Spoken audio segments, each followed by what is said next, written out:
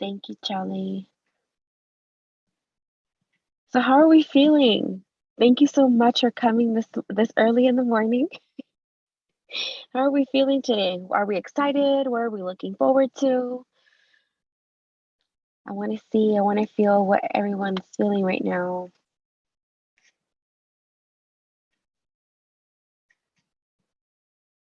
Hungry. I feel you. I'm a little hungry too. Yes, be excited.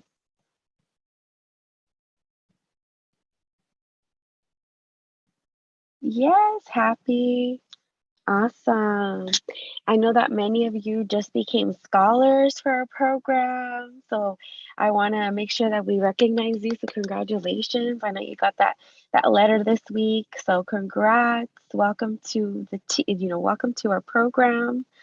It's going to be a fun ride, but I really wanted to say, I'm grateful that all of you are here. My name is Perla Partida, and I'm one of the coordinators, and I'll introduce myself a little bit more later on in the program.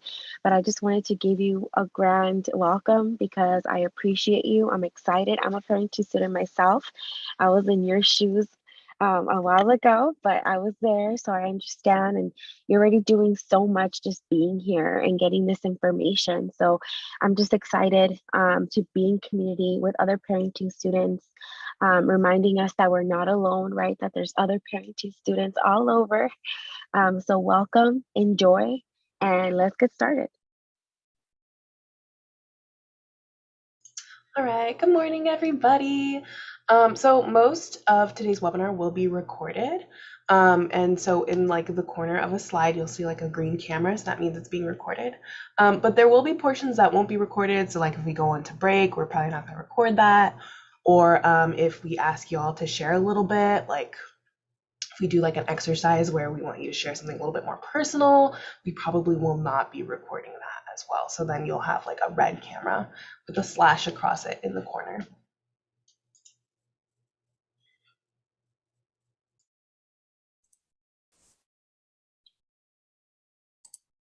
Hi, everyone. Welcome. So I'll be covering the agenda for today. So we will be going over a couple of welcome slides. Then we're going to move forward with our amazing, amazing keynote. Super excited for our keynote to join us this morning, followed by a great student panel. So we have UCLA alum, folks that have been part of our parenting site programs in the past, or some of them have also been parenting peer advisors, just awesome folks that are doing great things. You'll get an opportunity to hear about their story, their journey, and ask them some questions. We've also asked some of the resources and programs available at the community college that support parenting students and scholars. So you'll hear from EOPS, from CARE, from CallWorks, from the Honors and TAP program, from wellness centers. And also you'll hear from someone that's been really involved in parenting advocacy and has been really like a change maker in advocating for parenting scholars on the campuses. Then we will go into a break and we'll have about a 30-minute break. You'll be able to grab some lunch, or do what you got to do.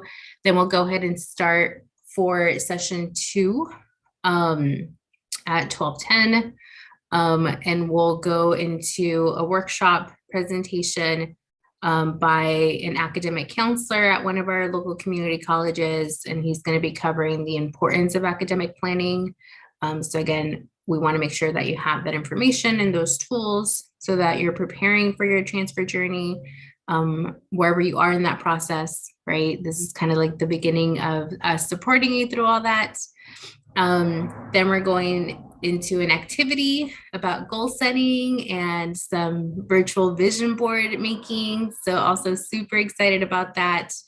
And then we have a couple sessions that we'll discuss like email etiquette, office hours, tutoring, things of that sort.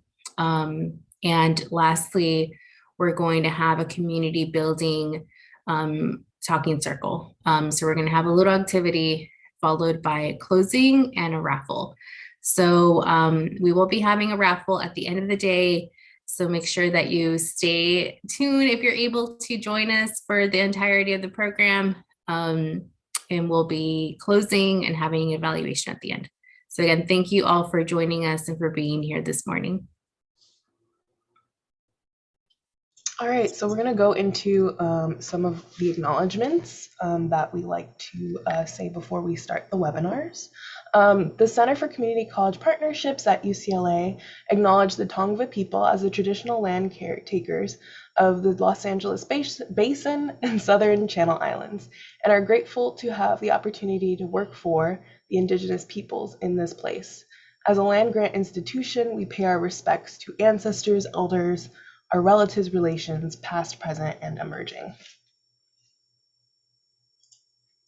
right. CCCP condemns hateful acts of violence, harassment, and rhetoric targeting Asian Americans, Pacific Islanders, and Desi Americans. At the beginning of the COVID-19 pandemic, there has been an alarming increase in the discrimination and violence perpetrated on the APIDA community. These acts of violence are nothing new. We are disturbed by these xenophobic, racially motivated attacks. CCCP stands in solidarity with all of our students, colleagues, and community partners who experience marginalization and threat.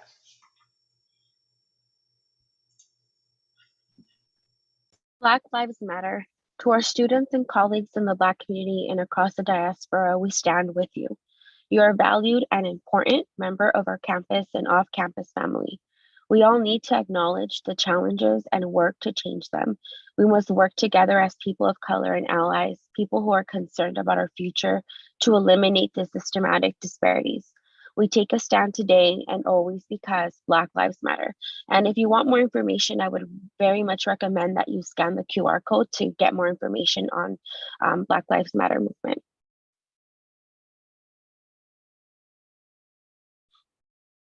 QT BIPOC Plus, the Center for Community College Partnerships at UCLA celebrated diversity and the intersectional identities that shape who we are, including our sexual gender identities.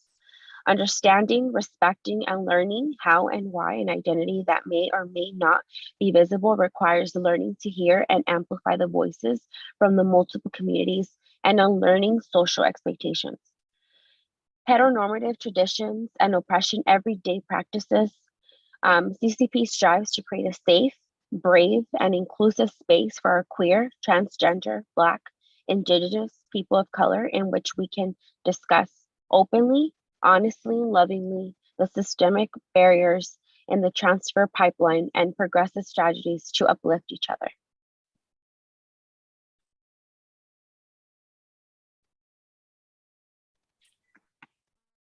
We also want to acknowledge that the stigma against community college is real. This stigma, however, is not founded in reality. And most important, this stigma needs to be called out and addressed directly. So we want to have everyone kind of join us in ending the stigma, right? And celebrating that community college is college, and taking the community college route to higher education is respectable. It's part of higher education, and you deserve to be celebrated and honored for attending the community college and pursuing your higher education goals.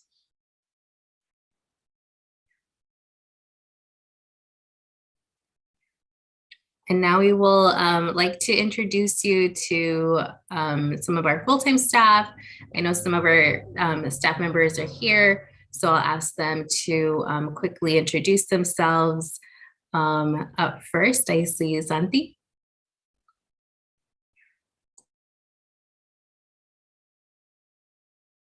Hello, everyone. Welcome. I want to say much gratitude to the team that put this webinar together.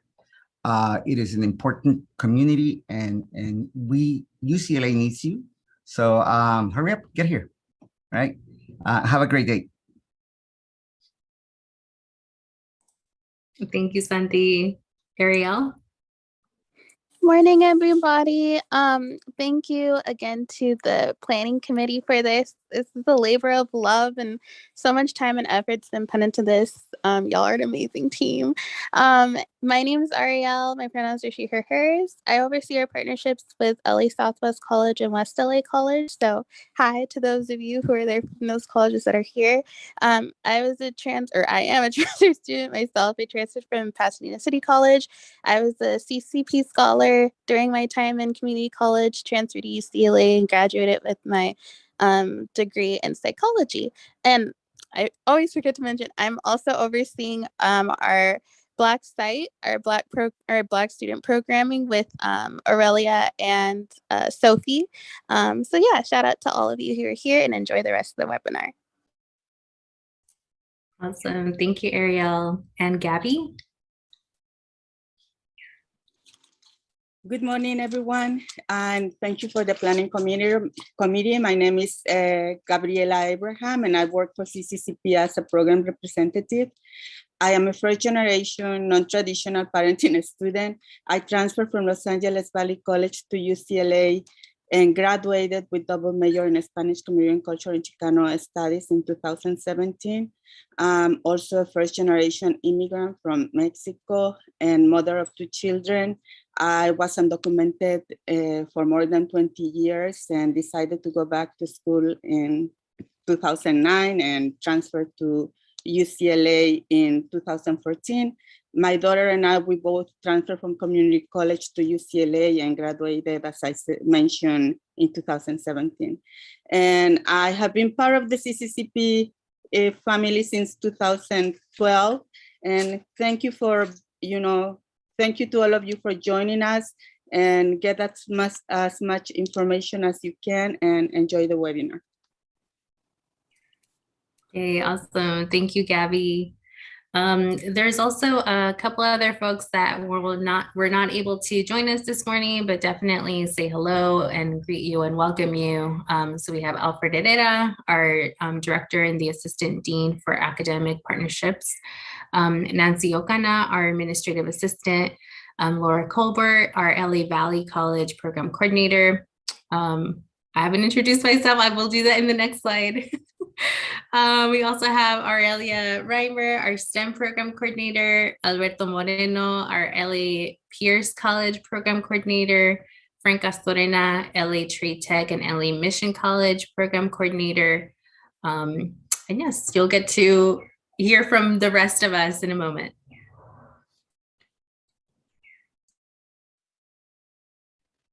Awesome. So yes, I'm happy to introduce the committee. I'm so excited to have worked with these ladies here to get all this done. We do have a soft spot for parenting students. I myself am a parenting student. Hi everyone, my name is Perla Partida, and I am the coordinator overseeing our partnership with Los Angeles City College, so go Cubs, and Harbor College, so go Seahawks. I'm a parenting student myself. I went back to community college when my daughter was only 4 months old. And I was able to transfer on over to UCLA and live on campus in family housing. And I graduated with a major in Chicanx studies and a minor in education. And then from there, I went off to get my master's degree in educational counseling from USC. So I'm a proud Brojan. And so is my daughter.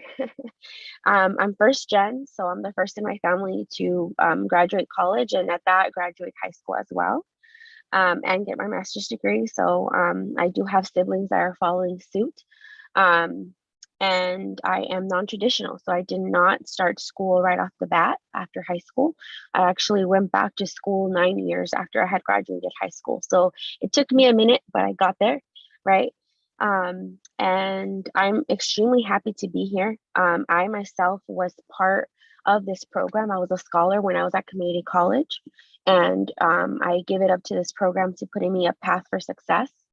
I was also peer advisor of the Center for Community College Partnerships program when I was a student at UCLA, and now I'm a coordinator. I was able to also assist Cherry, which she's going to be our keynote speaker on the first ever parenting site. And so this is really full circle for me. I'm like extremely excited today and very happy. I might shed some tears. I'm very llorona. I'm very chillona. I'm a crybaby. But I'm just really happy for all of you to be here. This is a labor of love, like Ariel said. Parenting students have a very, very special place in my heart because I know what it is to be one. And I know all the struggles that I had to go through, all the things that me and my daughter had to go through, the good and the bad, because there were some bad stuff, right? But there's always someone there to pick me up and to help me. The programs at my community college, the programs at UCLA. So we hope today that you get that you get what we're trying to do with today's webinar is set you up for success so that you're ready to transfer. We want you to maximize on everything that the community college has, and I hope that we do portray that here today. And again, I'm just happy for all of you to be here, and I'll go ahead and give it over to the beautiful Chelly. Thank you, Perla. So hi, everyone. Good morning. I am Chelly Gonzalez, Program Coordinator here at CCP, overseeing the partnership with East LA College. So shout out to any Huskies in the room. I was a transfer student to UCLA a while back. I transferred from Santa Barbara City College to UCLA. So shout out to anyone from the 805. Shout out to anyone joining us from outside of LA area. Welcome, welcome. I'm first generation. I'm the oldest Latina. So although I don't have children myself, I definitely helped raise my siblings. So I feel a lot of those same responsibilities while I was going to school. And I'm just really, passionate about supporting all students, particularly parenting students. Y'all are superstars. You're also amazing. Y'all are always just doing all the things. So I really applaud you and I commend you. And thank you so much for being here today. We're here to support you and to help you through this process as best we can. So again, I'm just really excited to be here. And thank you for joining us. And I'll pass it over to Sophie. Good morning, everybody. I just lost my voice when I was going to start talking. Good morning, everybody. My name is Sophie Seewolzer. I'm the PCC program coordinator, also co-coordinator of Black Site with Ariel and Aurelia. I transferred from Pierce College to UCLA in 2019. I was a peer advisor for Triple CP. I was a scholar in Triple CP. Now I'm a program coordinator. I'm not a parenting student, but my parents were parenting students. So have a huge soft spot for parenting students. But yeah, I'm glad to be here and share space.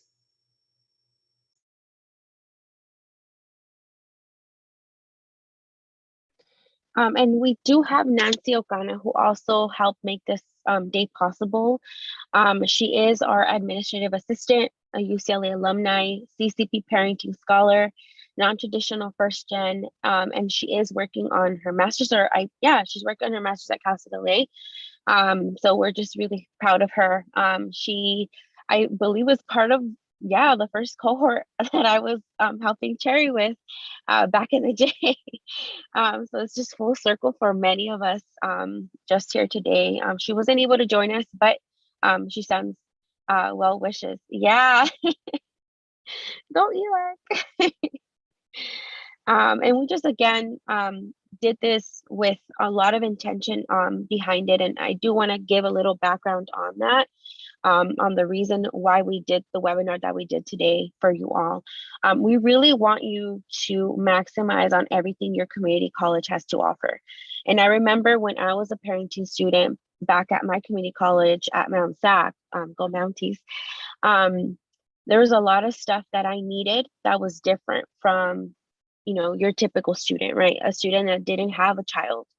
That wasn't non-traditional, right?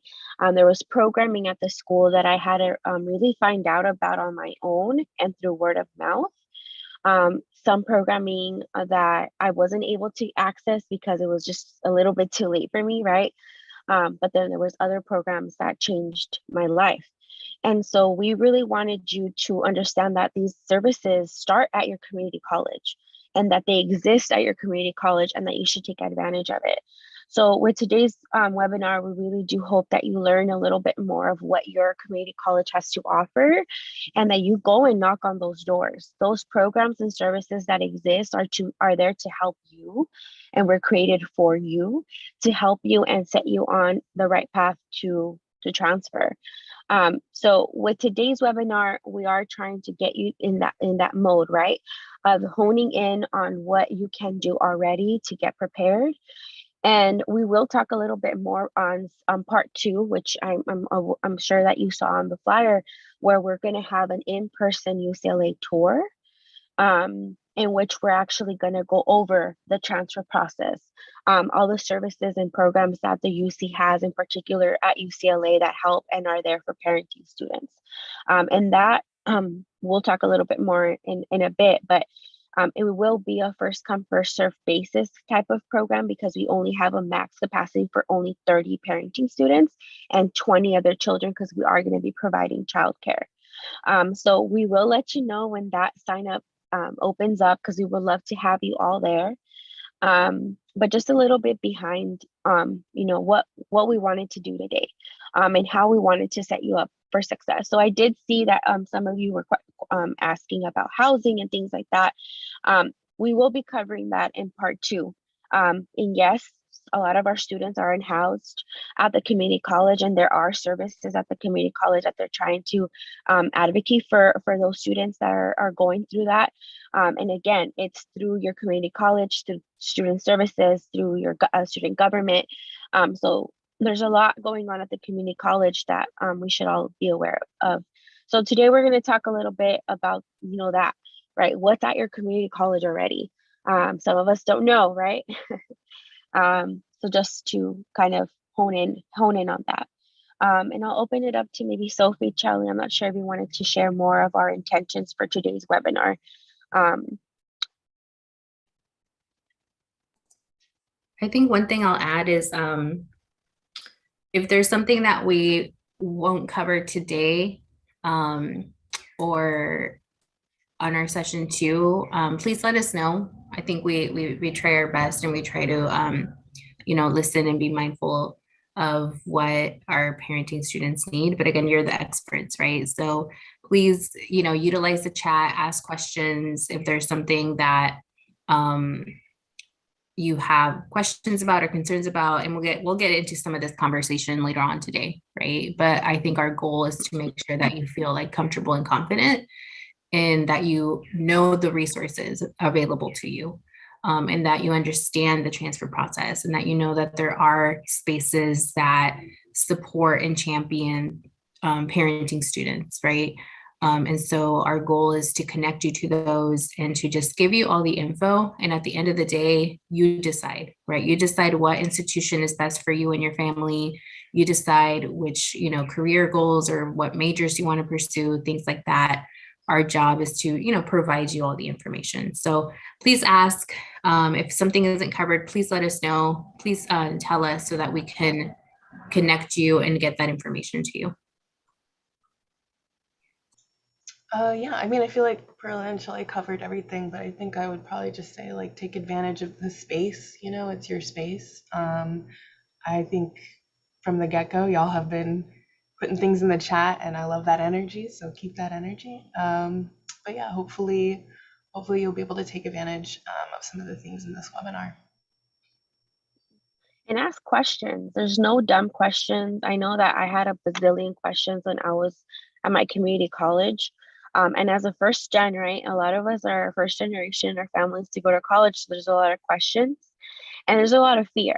And I'm not going to say that there isn't, because it's scary, right? To put ourselves out there, or to, try to see if we belong in this particular program at our campuses or whatever. Or can I go to honors? That's something that I really want you all to know is we shouldn't already say no to ourselves without even trying. And that's what we really want you to understand is you need to try. And I say that because that's how I was. I'm like, no, I'm too old, or no, I have a kid, or no, I already was trying to exclude myself from things. So we really want to make sure that you don't exclude yourself, you don't count yourself out before you even try.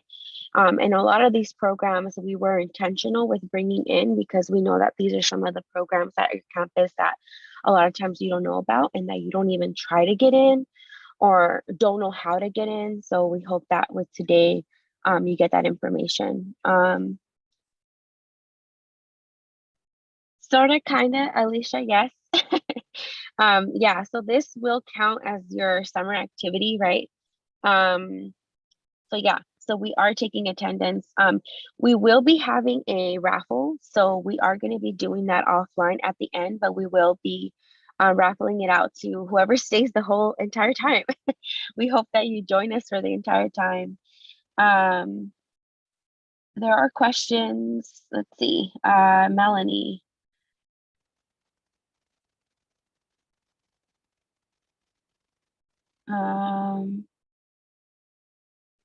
Yeah, I mean, yeah, we're opening it up. She's not gonna, obviously get taken care of at the Little Brewing Clubhouse, but yeah, you're more than welcome to bring your daughter. Thank you for asking those questions, and yeah, keep it coming. Keep asking those questions. We want to know what you're thinking, so use the chat. We're gonna try our best while we're presenting to monitor the chat and ensure that we're answering all of your questions.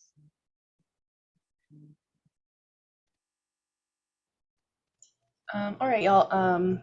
My camera's gonna be off sometimes. You might hear some noise. I'm living in a multi-generational household. So just a heads up. But we have some community guidelines, just essentially just some etiquette. Respect the cyber community. Please keep your microphone muted and clicked on speaker view. If you have questions throughout the presentation, feel free to utilize the chat feature. Y'all are doing it. Questions will be also answered. We'll have like Q&A portions as well, so you'll have opportunities to use like the raise the hand feature and then unmute and ask a question. Just a reminder to step in, step back, and just make sure that you're sharing space with everybody and everyone kind of has that opportunity to speak up. One diva, one mic, challenge ideas, not the messenger. And just, as Perla has been saying, don't be afraid to ask.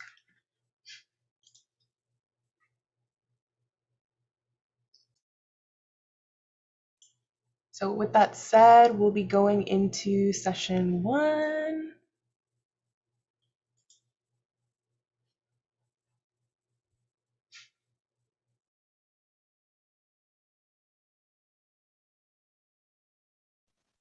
Awesome. And we do have a keynote speaker, which I'm very excited to have. I don't think she's in. Oh, she's just coming in. Yay. Okay, cool. Right on time. Alrighty. So I'll just give her some time to come in. I'm gonna try to make her we can make her co-host. Hi, Cherry. Are you in the building? I am. Can you hear me all right? Yes, we can. We were just about to start. Thank you, Cherry, so much for being here. I am going to give her a proper welcome. So I'm just extremely excited for Cherry to be here. First and foremost, because she was like the founder of Pairing Suicide at CCP. And it's just like super full circle for me. Honestly, I'm gonna probably cry, but I really do want to give her a proper welcome and just congratulate you, Cherry, for everything that you've done and continue to do. After reading your bio, I'm like, dang, she's doing the darn thing and continues to do it. So Cherry Lai is an assistant professor in the Department of Sociology at LA Mission College. Cherry's motivation for teaching at the community college is fueled by her own journey as a community college student and paying forward to students as her faculty mentors have done for her. Cherry transferred from East Los Angeles College, so go ELAC, to UCLA and earned her bachelor's degrees in sociology and Asian American studies. She went on to complete her master's degree in sociology at California State University, Northridge, with an emphasis on critical race theory, sociology of family, and education. Prior to joining the faculty rank, Cherry served as a program coordinator at UCLA Center for Community College Partnerships at LA Pierce College. Cherry developed and implemented one of the first pre-transfer programs for community college student parents, and the success of parenting students' summer intensive transfer experience is reflected in her master's thesis titled Developing a Student Parent Affirming Culture, a program evaluation on a pre-transfer initiative. Cherry brings more than 8 years of experience in teaching, mentoring, advising, and serving high school and community college students in multiple educator roles. She continues to be a student parent advocate as a faculty and serves as an advisory board member at Raise the Bar Foundation, which supports single parenting students in higher education. And without further ado, I want to give it up to Cherry. Thank you so much. It's been an honor for me to be speaking to this group and just to be involved with CCCP continually. Hello, everyone. My name is Cherry Lai. I am assistant faculty now at LA Mission College. I want to say hello from Venice, Italy. This is where I'm at currently, but I don't want to miss this workshop, so here I am. So today, before I give you an introduction to myself, I thought about, what are some themes that I can go through? And since the theme here is be a proud parenting student, right? I want to not only share a little bit about my narrative, but also give you the tools so that you can become a self-advocate or an advocate for your community. So thank you for inviting me. Let me see if I'm able to share screen.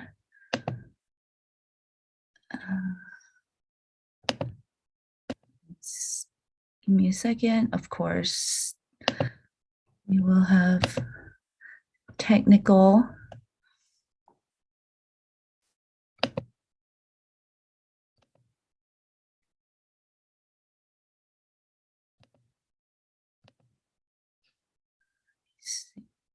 Sorry. All right. So here are my themes: parenting and proud, tools to become a student parent advocate. And here's an overview of what I'm going to talk about, just to give you some data trivia. We're going to do a little bit trivia. And then I'm going to share a little bit about the narratives of myself and parenting student, because this is my passion. This is the research that I did in my master's program. And then talk about the support services that are available to you all. I'm sure Perla and the other staff is also going to go through a lot of the support services that CCCP and UCLA offers. But really, at the end of this talk, I want to talk about, a call to action. What can we do? So I ask that you participate in the chat, and I am very interactive. So hopefully you don't leave me talking. So you can put it in the chat. How many students, one in how many? 1 in 5, 1 in 10, 1 in 100 are undergraduate in the United States who are also student parents? Let's see what you think. Go ahead, you can unmute, that's fine. I think it's 1 in 100, maybe. Okay, 1 in 100. I see a lot of 10. 20 is 1 not in a 5. guess. There's a 1 in 5. Okay. All right. Well, the correct answer is that 1 in 5 undergraduates are actually student parents. So we make quite a number of students, especially at the community college. Yet this population, us, are highly invisible on college campuses because we don't really go around sharing our parenting identity. Oftentimes, this is a catch-22. If we tell people that we're a parent, perhaps people are going to think that we're not a great student, or vice versa. And I think we are here to switch that narrative. How can we embrace and share that narrative and say, I'm a proud parenting student, so what can you do for me, right? This is something that I went through in the community college. It was not easy, but I will share that in a bit. All right, next one. Student parents typically have lower grade point average than student without dependents because of family obligation. True or false? False. Okay, I'm seeing false coming in the chat too. Wow. Yes. So you're right, it's false. Student parents are often motivated by the desire to improve their children's lives and are able to achieve higher GPA than non-parenting students. So yes, Perla, we are the best. So just to give you additional data, the trivia part is over, but only 62% of first-time full-time undergraduate student student parents, actually, this is not student parents, all undergraduates, okay? 62% will obtain their degree or certificate within 6 years of enrollment.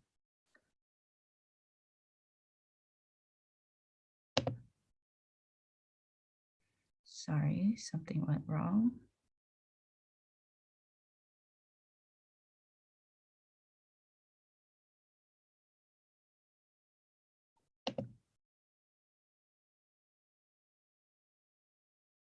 So you are able to see my screen, right? I'm just gonna leave the screen on like this. Is that okay? Okay, so as you saw earlier, 62% of all undergraduates will obtain their degree within 6 years. However, when we're comparing that to student parents, only 33% of student parents will attain a degree or certificate within 6 years of enrollment. So we need to really question, well, why is that, right? Besides the family obligation, if we are going to talk about equity issue, then supporting student parent should be a matter of equity on college campuses. Okay, we can obviously see there's an achievement gap. So what can we do? Now to tell you a little bit about, these are, go ahead.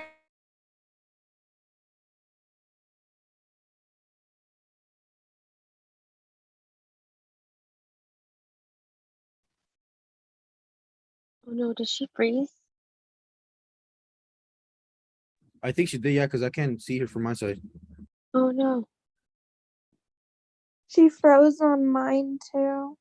Okay, let me text her. Yeah. Cherry, can you hear us?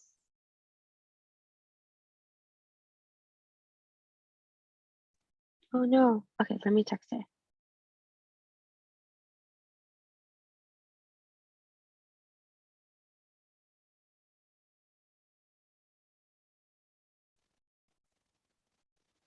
Oh no. Okay. She'll be back, I'm sure. Give us a second just to. It was getting good, guys. It was getting good. Hold on.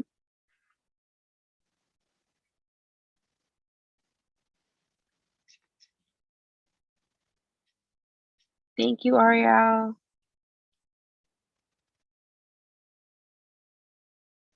Okay. She asked to give her 2 minutes and she'll be right back. All right, y'all. I'm getting all this information and I'm like, whoa, what are y'all thinking about her keynote so far? I'm learning a lot of things as well.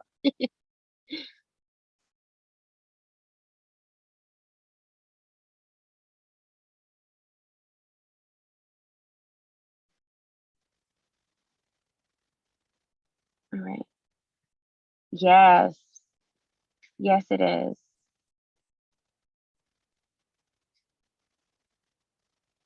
It really is.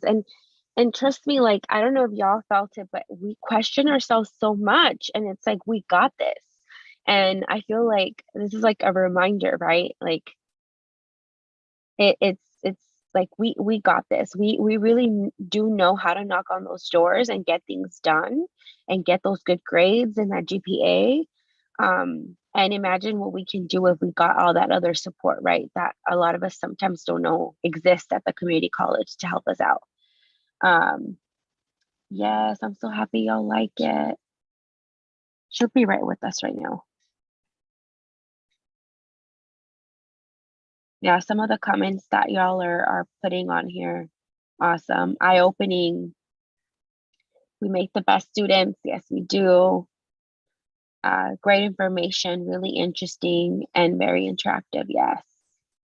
Yes, Lily, I love to see you here. She's one of our Site Plus scholars. I'm so happy that you're here.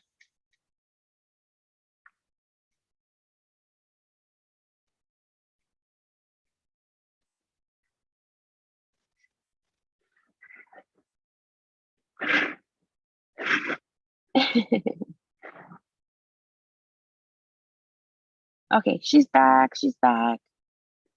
Okay.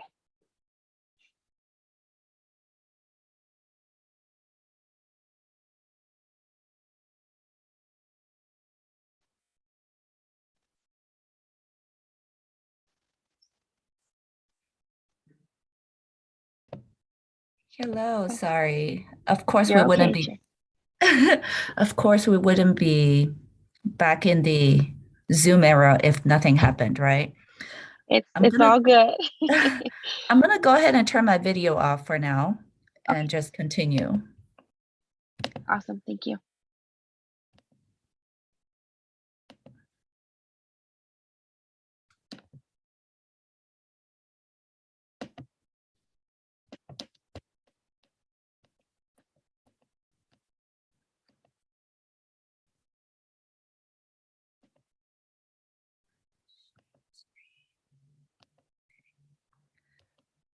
All right. So we were talking about supporting student parent. It is a matter of equity. So some of the challenges, and again, feel free to share in the chat if you have experienced some of these, but finances, right? Raising children is expensive. You know, if for the time that you go to school, there's no money coming in, right? So that's one of the biggest challenge. Classroom. I also see some parents here with their children in their lab. Welcome. But yes, the effect of COVID-19 is real, right? You know, even without COVID-19, trying to do your homework and, you know, having a child saying they're hungry or just saying, Mom, Dad, constantly, right? I need attention. Where do we find that time to study? And oftentimes we have to juggle multiple hats at the same time. And then opportunities. We're here to talk about, you know, what are some opportunities to challenge some of these stigma that are in the classroom. So I'm going to share with you my own journey. But before that, this is what one parent had talked about. These are real pictures from Heather.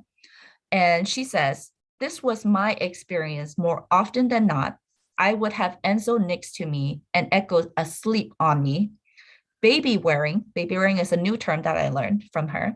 Baby wearing was the only reason I made it through last year without childcare. But I didn't do as well as the previous semester when I had childcare. What isn't pictured are my older two kids doing distant learning as well. I would take proctor tests and do Zoom meetings like this and write papers like this. More often than not, I stayed awake until about 12 to 2 a.m. to get everything done. Both semester, I took 14 units. Thankfully, I have had great teachers who were a little more flexible with me. Does this resonate with anyone? Yeah, I see some hands. I see some nods. Give me a thumbs up if you can. Right, yeah. So I didn't go to school during the COVID era, luckily. However, these are my kids. This is actually in 2013. So to tell you a little bit about myself, I have done many things in my life. I have been an entrepreneur. I have also, you know, worked in sales, worked in restaurant businesses. But at the end of the day, I also, you know, was hit by the financial crisis, recession. And at some point, this was when I went back to a community college, I was running two business, but what I want to say about entrepreneurship is that at the time, I didn't learn this term, but there's a term called forced entrepreneurship, where people are being put into a situation where they can only go into entrepreneurship, right? To work for yourself, because I didn't really have employable skills other than what I've learned in entrepreneurship. So I was running 2 restaurants at the time, but the financially it wasn't making it. So I also lost a good bit of money at that time. And then, I was working almost 60 hours a week. And one day my daughter told me, like, after work, and she's like, "Mom, I never see you anymore." And it broke my heart, because I felt like I was working these long hours to provide a better future for my kids. But at the end of the day, I wasn't watching them grow up. I was very fortunate. My parents were home, so they were able to watch them while I do this stuff. But it really broke my heart. And that's when I was determined to say, I need to go back to school. I need to figure something out for myself. So what I did was I started at ELAC with 2 classes. Now, I did take some college classes right out of high school, so I have about a year of coursework under my belt. But I had a 10-year gap between when I first started college and when I decided to go back in 2011. So right in my first class, I still remember I had to write a paper, and I thought I was doing pretty good. I was doing like great writing. And I realized that one of my professors said, "Hey, come to my office hour, let's talk." And I was like, "Oh no, like, okay."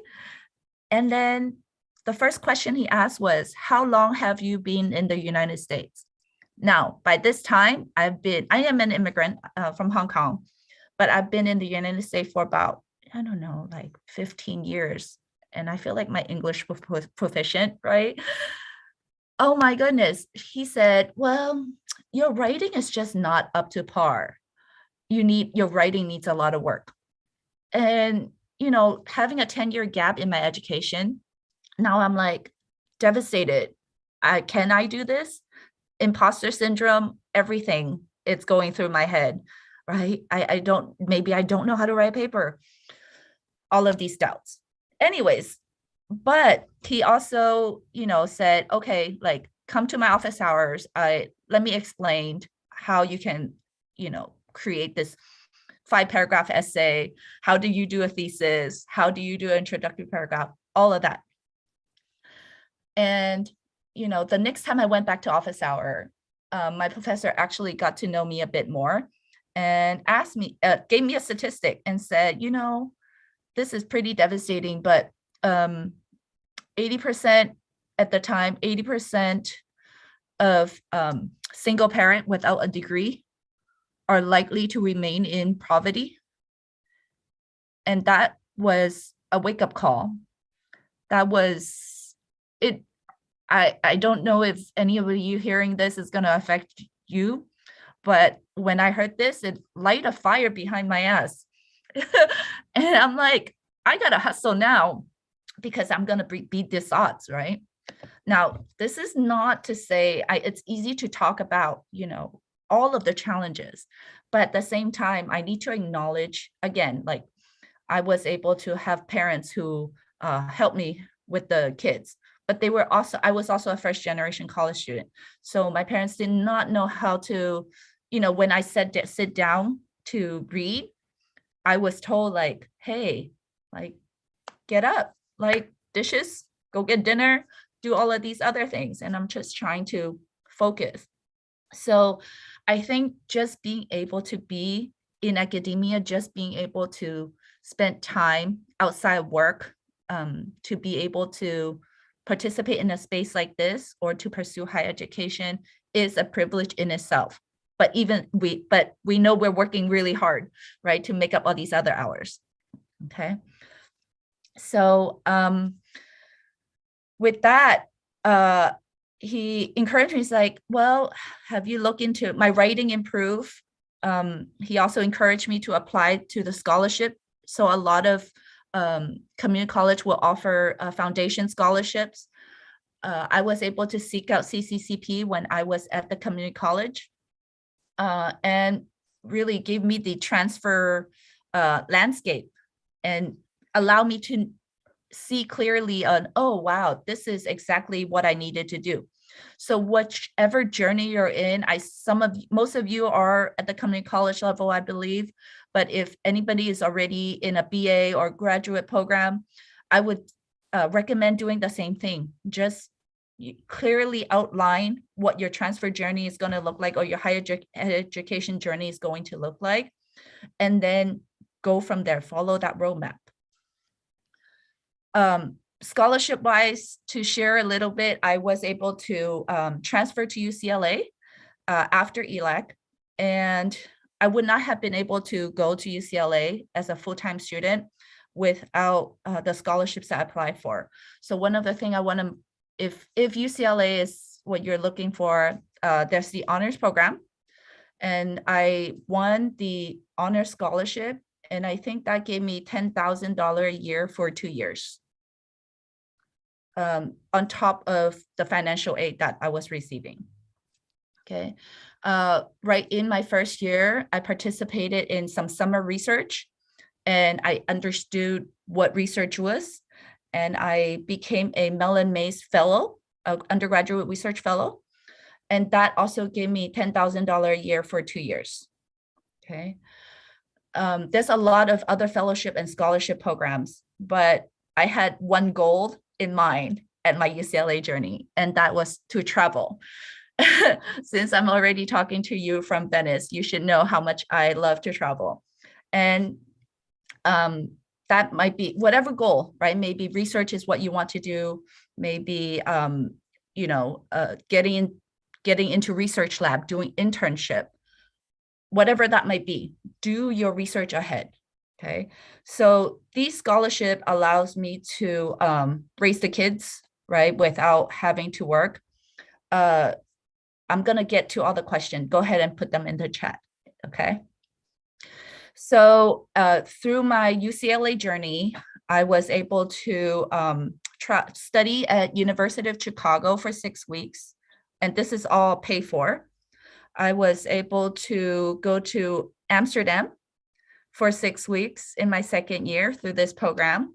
I also got a foreign language and area studies scholarship to study Chinese in Beijing for 6 weeks. So, and these were all paid for, right? So where there's a will, there's a way. And that was my UCLA journey. And there were some ups and downs in between. I would say the transition from one college to another was tough. So from the community college to UCLA, that summer was tough, right? Because you're not getting financial assistance anywhere. So we really have to figure out what that summer looks like. Where will we live? And then I was a commuter student, so I did not have to move. But when I went into my master's program from my undergrad, I did move to CSUN with my kids, and that was just healthier. But even after that, and then I joined UCLA CCCP after my UCLA journey, and I developed the parenting site program in which you're in now. I have pictures prior to the webinar what it looked like, and Perla knows because Perla was one of the very first coordinator for parenting site. So long story short, this is us now. Oh yeah, right, I'm sharing screen.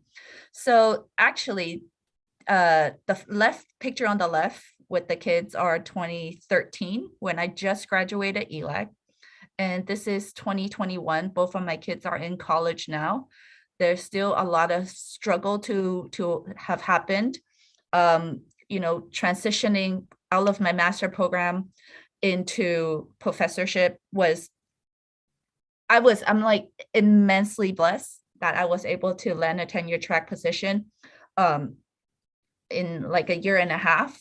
It's really quite short, but this is really my journey. So beyond my journey, I want to say that through this program that we have developed here at CCCP and through my research that I've done, I want to share some resources so that you can be an advocate for yourself and for your community. So I'm not sure if you cover all this, but policies in terms of Title IX, there are Title IX protecting the rights of pregnant students and students who are parenting. And I actually included a link, and I'll send this PowerPoint to Perla.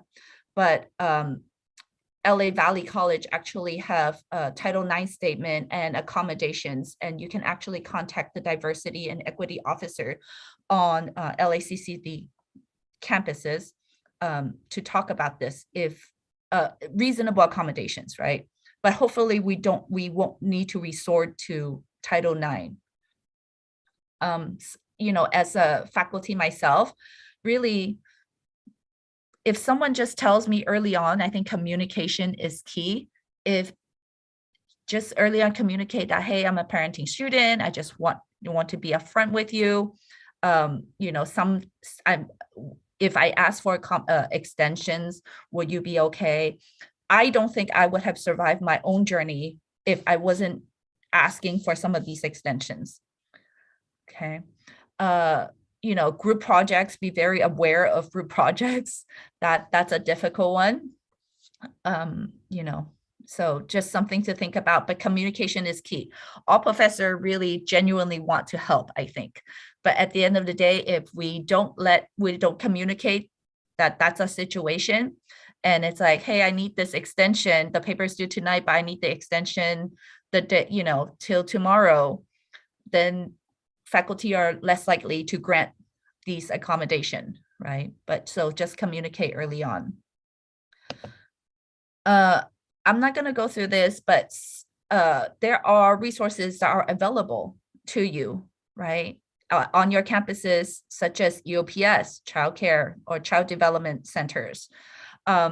As financial aid and scholarship and your foundation at your campuses, there's a lot of scholarship. Family Resource Center are not so much seen here in the West Coast. There is one at LA Valley College. Pasadena City College is also starting one. But I want to encourage you to think beyond California.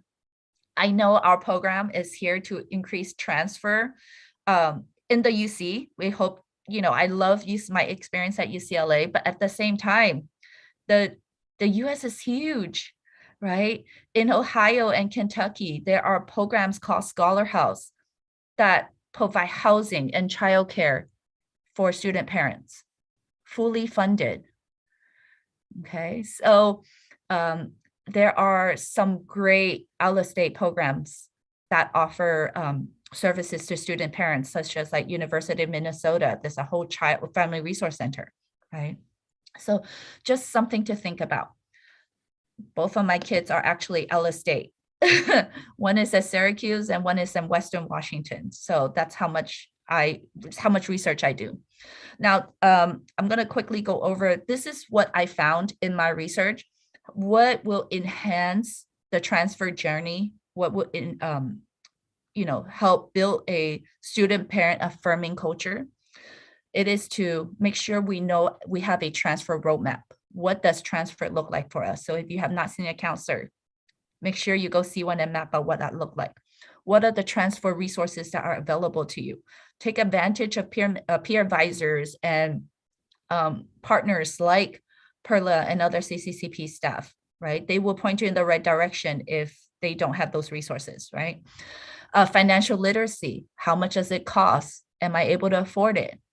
Okay. If you can plan out financially, there's going to be less barriers. Think about those transition from the community college to the 4-year. What would that look like for you? Okay. This is my favorite part of my research, is what do we need to be successful beyond doing well in academics. Okay. Interpersonally, at the individual level, we need to build a community. So this is your community now. Make sure you reach out and connect to one another. I will show you some picture. The first cohort of the students who went through CCCP actually graduated together, and I'm excited to share that with you. Make sure you go to office hour, or make sure you meet with admission officers from the institutions that you're interested in going to, and talk to them, get to know them. Okay, they will give you advice. Once you talk to them a little bit more, they might take you on, and you will never know when you need a letter of recommendation, right? So that really helped with scholarships. Okay, institutionally, we also need to create a space on campus, right? Can we create a family resource center? So the Pasadena City College one, they already had great faculty who wanted to start a family resource center, but it was at the same time institutionally, at the institutional level, they wanted to start a program. But we also had a group of students who were ready to take on these tasks, right? So when the grassroots organization meets institutional resources, they're able to build something. So Family Resource Center is now, actually, it's already happened, okay? So this is important, having a space like this, online space like this, for us to just share and to just be who we are as a parent. And so we understand each other. That's important. A call to action. So lastly, I want you to put in the chat, after what you have heard, now that you have some tools, you might have already been using these tools, but I would love for you to put in the chat, either say, I will advocate for, my children, my education, whatever it is. You don't have to write all three. I will build a community. I will build, a parenting organization on my campus, or just I will, and then with an action verb. So if you can indulge me.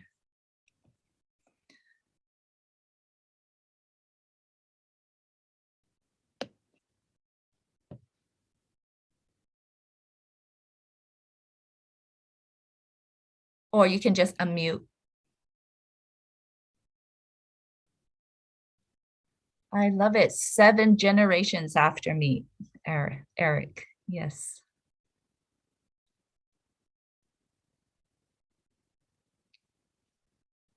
Advocate for non-traditional students with kids. I will advocate for parenting students and the CCCP scholars.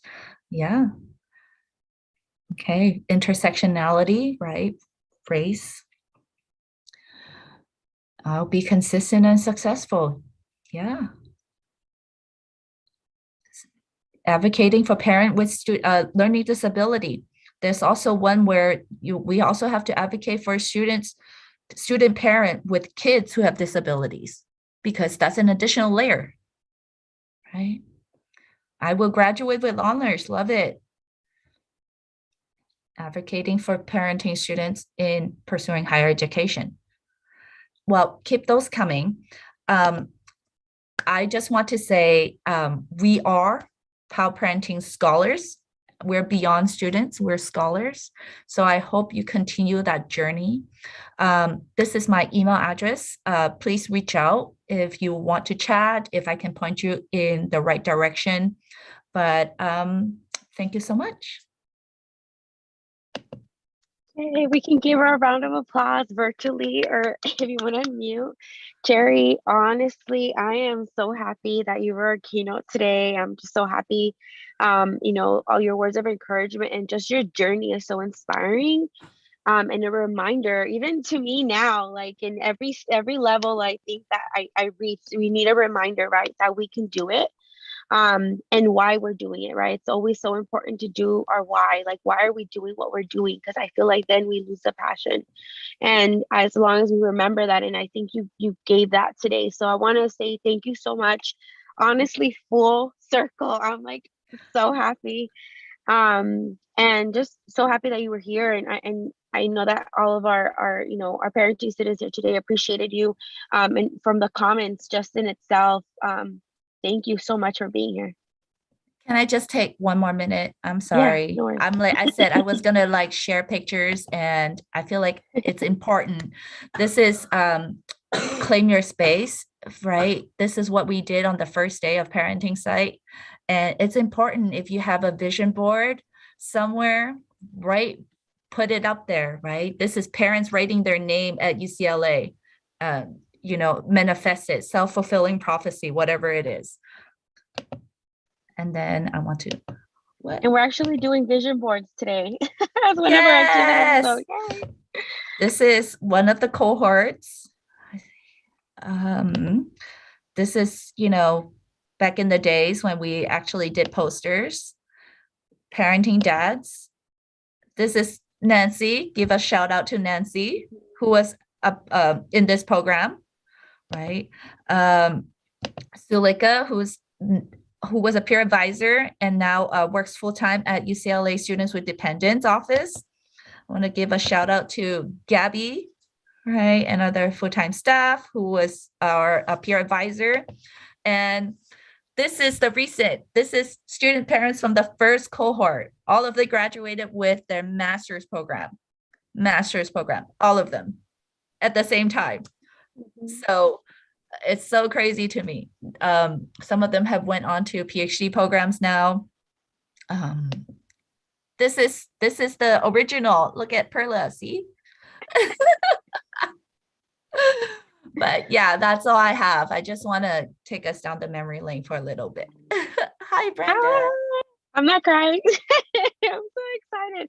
Full circle, honestly, from like when we started like this thing back, and just to see it transform. And I'm just hoping that after this whole pandemic, we can go back to that in-person dorming kind of a feel, because it was amazing. It's amazing. And those memories forever will live. And we're making memories today. So Terry, again, thank you so much. Enjoy your traveling. Go back to it, go eat, go do what you got to do. And again, from, the committee and just everyone here at CCP, we appreciate you. We'll don't forget you, and, go parenting students. Thank you. Enjoy, and feel free to reach out and email me. All right. Awesome. Thank you, Cherry. Awesome. And Charlie, take it away. Yes, thank you. So up next, and this is great because some of the folks that you might have seen in some of those pictures are actually here joining us today. So super excited to have these amazing folks join us and share a little bit of their journey and their story. And I think, I'm not sure if Ryan's here, but I believe the rest of the folks are. So we can go ahead and get started. I'm going to go ahead and pin folks so that you'll be able to see them easier.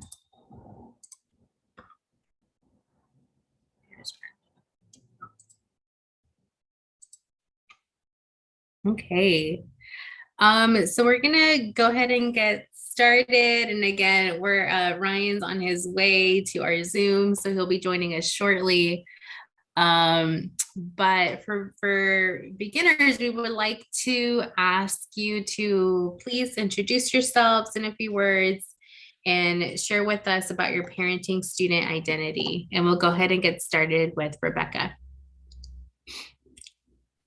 I knew it was going to be me first. And I was all trying to put my earrings on all fast. Hold on. Let me put my screen on. I was like, let me hurry up and put my earrings. Of course, it was going to be me. Okay, so a little bit about myself. I know I got a whole, Sophie, I'm so sorry, because you took the time to send me this whole list of what I was supposed to do, and I forgot. But my name is Rebecca Redmond. I recently graduated with my master's in social welfare. I was in that picture with the dress on. I was the only person not wearing a cap and gown because I already been there, done that. As far as, I don't know if I should talk about a little bit about what part of my journey do you want to hear about? so much. Oh my God. Oh, I could- man. We want all the things. We want all the tea. We'll get to some of those things, right? But if you want to just give us like a general overview, maybe where you transferred from, what your undergraduate major was. Yeah. Okay. So not start from when you were a baby. Stop, Santi. Get out of here. So I transferred from West LA College, but I had really attended several community colleges, like from the Valley, especially when it came to taking classes online. I took classes at like Harbor College. I took classes at Mission and places everywhere just to kind of get the classes, the coursework that I wanted. So I transferred from West LA College. I was part of the first parenting site cohort in 2017 with a lot of other folks, Bella being one of the mentors, Brenda being somebody that I started with, Nancy, everyone that was in that photo basically. And I'm going to go ahead and say this before Brenda gets to say it if she's ever going to speak, but Brenda and I actually transferred to undergrad together at UCLA and we're sociology majors at UCLA. I also added on a bachelor's in African American studies, but then Brenda and I also went to graduate school together at Luskin, the School of Public Policy. And thank you. You see why I had to put these earrings on? Look how cute they are, y'all. Y'all had to see these. And we have been together since 2017, basically from the parenting site and like gone through this whole thing together and could be potentially working together in the future. Who knows? But yeah, have taken this journey with her. And when Cherry was talking about how you kind of have folks that you literally, that will be beside you, it'll like, that is legit. Like one of my best friends, like weddings, through funerals, through good, bad, everything, they will be with you. So remember that, super important, the most important part. So I mentioned graduate school. So my area of concentration was social and economic justice because I'm more macro kind of person. Right now, I'm kind of floating around, seeing who's gonna, who deserves me and who can afford me. That's really where I am at this moment in my life. And yeah, I have 3 children. I was a teen mom, which I always mention. I think it's super important because there is a difference between, you know, being a mom later in life and being a mom when you are a teenager, which I was. So I was a high school dropout. I had a GED before I started at community college, which I was over 30 when I started with my GED. So I also like to mention that I think it's important for folks to know, like, you can start later in life, you can start whenever, with whatever, and with whatever going on. So yeah, that's basically it. I'm in the building. So please let me know if you have any questions based on what you've heard about my story. And I'm system impacted. That's another thing. I work with incarcerated students and formerly incarcerated students too. That's another huge thing. That's a population that I'm very passionate about. So thank you y'all for having me. Thank you so much for joining us. Super excited. I know this is like a full circle moment for a lot of us. So super grateful to have all of you here. I'm going to go ahead and ask Tristan if you can also introduce yourself. Tell us a little bit about you, your background, where you transferred from.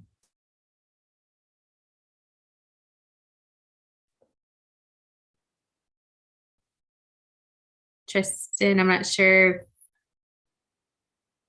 you could hear us. I'll go ahead and go until Tristan's ready.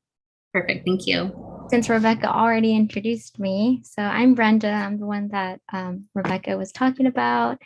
So as you know, I graduated from UCLA after I transferred from Rio Hondo Community College. After I earned my bachelor's degree, I became a double Bruin with Rebecca. We both joined Luskin, and we just earned our, last month in June, we just earned our master's in social welfare. And I did all of this as a single parent. I had multiple jobs, published research. I just had a lot on my plate. I feel like as a single parent, you have double the responsibilities with your children. I have a 7-year-old daughter, and I started school back when she was only 1. So it took me 7 years, her whole life. I've been a student parent, and I just recently graduated. She honestly gave me the feel to start community college and to finish it. And now that I finished it, I'm grateful that one of my part-time jobs, when I was working as a student parent, they actually hired me. It's called Raise the Bar. It's a nonprofit and we advocate for single student parents with scholarships, mental health services. We just do a lot for single parent students just like me. So it's been very rewarding to work for them. And now that I graduated, I work for them full time. That's awesome. Thank you. And Tristan, I'm not sure if you're able to. I know you're on dad duty. No, I'm here. I'm here. Sorry guys, I had a 5-month-old just crying in my arms right now, but I'm here. Oh, no worries. Please do not apologize. So pretty much, are we just talking about like our journey, like how we got here and some of the trials we faced? Yeah, if you want to do like a quick introduction, we do have a couple questions, but if you want to do just like an overview. Okay, yeah. So I transferred from Pasadena City College. I was cohort fall 2021.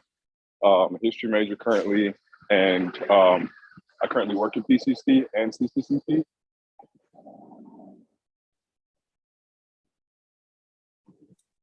Awesome. Anything else you want to share at this point with us? Yeah, did you guys hear the rest? No, it cut off.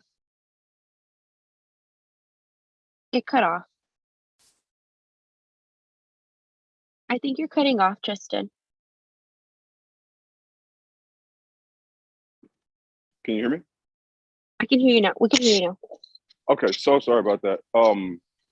Yeah, so quickly, pretty much my journey, I faced a few trials up and down just with transitioning to the UC, in terms of like what it is I need to do, in terms of like PIQs, my application, and not really knowing the process. And then even once I got on campus, not really having the guidance that I felt like represented pretty much my unique community as being a parent. So I kind of had to reach out, look for SWD. I talked to a few people that worked there and they were able to provide some resources. And even my living situation, because I live in Glendale currently, I didn't even know if I was going to be on campus. So I didn't know if it was a great idea for me to potentially get an apartment on campus with family housing. But after a couple of quarters, everything pretty much settled. And I was able to kind of get a grasp of what's going on and what I need to do moving forward. But it definitely was not the easiest transition though. Great, thank you so much. And that actually is a really good segue to my next question. And I'm just gonna kind of go through the same rotation. So I'll ask Rebecca if you could share with us, how did you navigate school, work, and home while you were at the community college? So going back to the beginning of your journey, what was that like for you pre-transfer? Oh, it was rough. I mean, it's been rough. I'm definitely not one of those people that's going to act like it's, yeah, it's possible, but it's rough. And if you're dealing with, personal trials, which we always are, depending on how significant, obviously we've been dealing with the pandemic for the last 2 years while, Brenda and I went through grad school. The first year, the entire year was online, and, they're just different trials that you're going to be facing, whether it be on a level of like, we're all experiencing it, like a pandemic where, it could be personal things like the death of a family member, a divorce, different things that could also be coming up, which all of the above came up for me. So in different parts of my education. So yeah, as far as the basic needs that come with just being a parent, like childcare, living, traveling, those things are always an issue. But I think over time for me, and just being more aware of like the hidden curriculum of being a parenting student and how to navigate, and really it is knowing one another. I mean, we are the hidden curriculum. And that's why I think these panels are so important, because it's having just all of our lived experience, and getting to share all that with you. So it's really been just that, having other parenting students kind of like give me the tea, like, okay, you have to get on this list. You have to do it as soon as possible. You have to call a year in advance. Like, really, that's how I navigated through childcare, through even transportation, and like CalFresh, just every single possible thing was through really like the parenting student community that I'm a part of, and able, just being able to connect with folks and be like, hey, you're a part of this. Like Zuleika is one of my good friends as well. And being like, okay, what's SWD doing when it comes to all these different things, and being connect with her about that and everybody else I know. So that's really been what I've leaned on. As far as like balancing, this is another thing I always say, like, there's no balancing, at least in my life. It's like, I could be excelling at one thing at any given moment, but I can't be excelling at all of them. I don't feel like that's possible. I don't think it's realistic. And I think we should be okay with that. We should be okay with not excelling at everything all the time. So that's something I just learned to deal with. Like, I'm excellent holistically, but not at everything all the time. And that's okay. So that's been just my understanding, and something that's helped me not to overdo it, even though I do overdo it sometimes still. I'm more intentional about not overdoing it. So yeah, that's really what's helped me kind of get through this whole academic journey. Yes, thank you so much. I feel like that's probably something that can really resonate with a lot of our parenting students, right? And just like acknowledging that you can do all the things, but you can't do all the things all at the same time at that level, right? And just being, giving yourself grace and being okay with that, and acknowledging that, once you're leaning into one thing, something else is, may not have your attention, because we do have capacity, right? And kind of acknowledging that. I think that's great. Brenda, so in terms of reflecting back in your community college experience, what was that experience for you like? I know Rebecca mentioned a couple of programs. Was there something for you in particular that really supported you, or that you really took advantage of while you were at the community college? And how did you do it all? The work, the home life, the school? So I'm not trying to be biased. I'm being honest. Center for Community College Partnerships, this program in particular, the parenting site, it really helped me during my community college, because when I started community college, I felt alone. I felt like I was the only student with a parent, because I was a young parent and I didn't have time to hang out or make friends after school, because I had to work to support me and my daughter. It wasn't until I started working on college campus at the counseling center, I found out about Center for Community College Partnerships. And so I learned about this program. I signed up. I remember being called that I was accepted into the program. It was a 3-day residential program.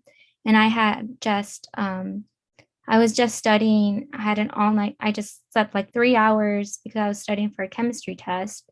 So I was very sleep deprived and stressed out about my test. But hearing that kind of lifted stress out, like, wow, what I'm doing, the effort I'm making, it's showing, and I got accepted into this program. So I resided at UCLA for those 3 days on weekend, and that weekend honestly changed my life, because I met that there's other student parents just like me, and I learned about the power of social capital and advocating for myself as a student parent, because UCLA, I can honestly say it wasn't my dream school. If you had asked me when I started community college where I want to transfer to, it wouldn't be UCLA, because I just couldn't see myself there. But after actually being at UCLA that weekend and learning about the resources they have specifically for parenting students, I felt welcome. So I made it my focus for the next 2 years to make myself a competitive candidate. And CCCP helped with that through the admission process, and they actually helped me get accepted to UCLA twice.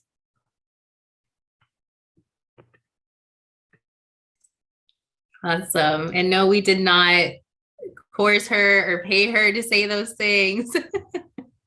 But thank you so much for sharing your experience. And I think you bring up a good point that sometimes we have a plan, right? We have like a vision, and things change, right? And you're presented with new information. As you're going through this process, you're also growing and exploring and developing. And so those plans change, right?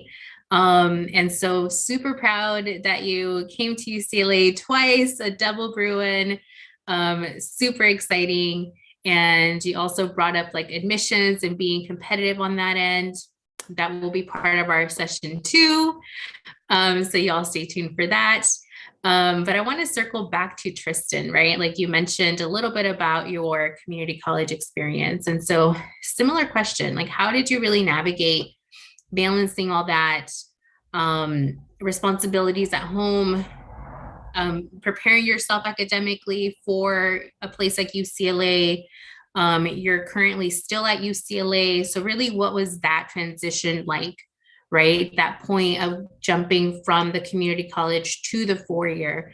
If you can kind of tell us a little bit about that particular point of just the transitioning to the 4-year university as a parenting student. Yeah, so initially, I didn't really have any expectations as to like, okay, I thought I might at least be an easier transition in terms of like, okay, I just have to study, everything's on Zoom, so I can easily navigate that. But come to find that like there's certain fees you have to pay for, and I was still working full time, so I was trying to figure out like my childcare situation. This is before my daughter was able to go to school, so like that was kind of like a minor setback. But yeah, like she was talking about with CCCP, I'm not gonna have a biased opinion as well with this, but there's also like I was exposed to different people, non-traditional students, other students that are parents that would tell me about like these different programs, grant funding that you can get. So I was able to utilize some of those resources to help alleviate the burden of having to pay childcare out of pocket, which also help alleviate some things in terms of me having to pay for other things in regards to my daughter or whatever. So, but transitioning from PCC to UCLA, it was definitely kind of foreign to me. I didn't know what to really expect, but finding classes was also kind of nerve-wracking. And then come to find out that I was able to get priority registration the second quarter I was there because of Zuleika Bravo. She was doing a lot of advocating through SWD in order to put us in position for that. So that in itself was a huge burden lifted, because I could pick and choose classes, frontline classes that other people didn't have opportunities at that point, which helped with my scheduling and everything like that. So overall, you kind of got to go through the weeds and everything to find out what works best for you. But those particular resources were definitely invaluable. Thank you. And as Rebecca mentioned earlier, the biggest resource is one another. And I'm gonna want to have you give us some of that tea, right? So you mentioned that there's things that have helped you financially, particularly with childcare and things like that. Can you give us like an example or a name of what some of those things were that specifically supported you financially? If you have that info. Is that for me or Rebecca?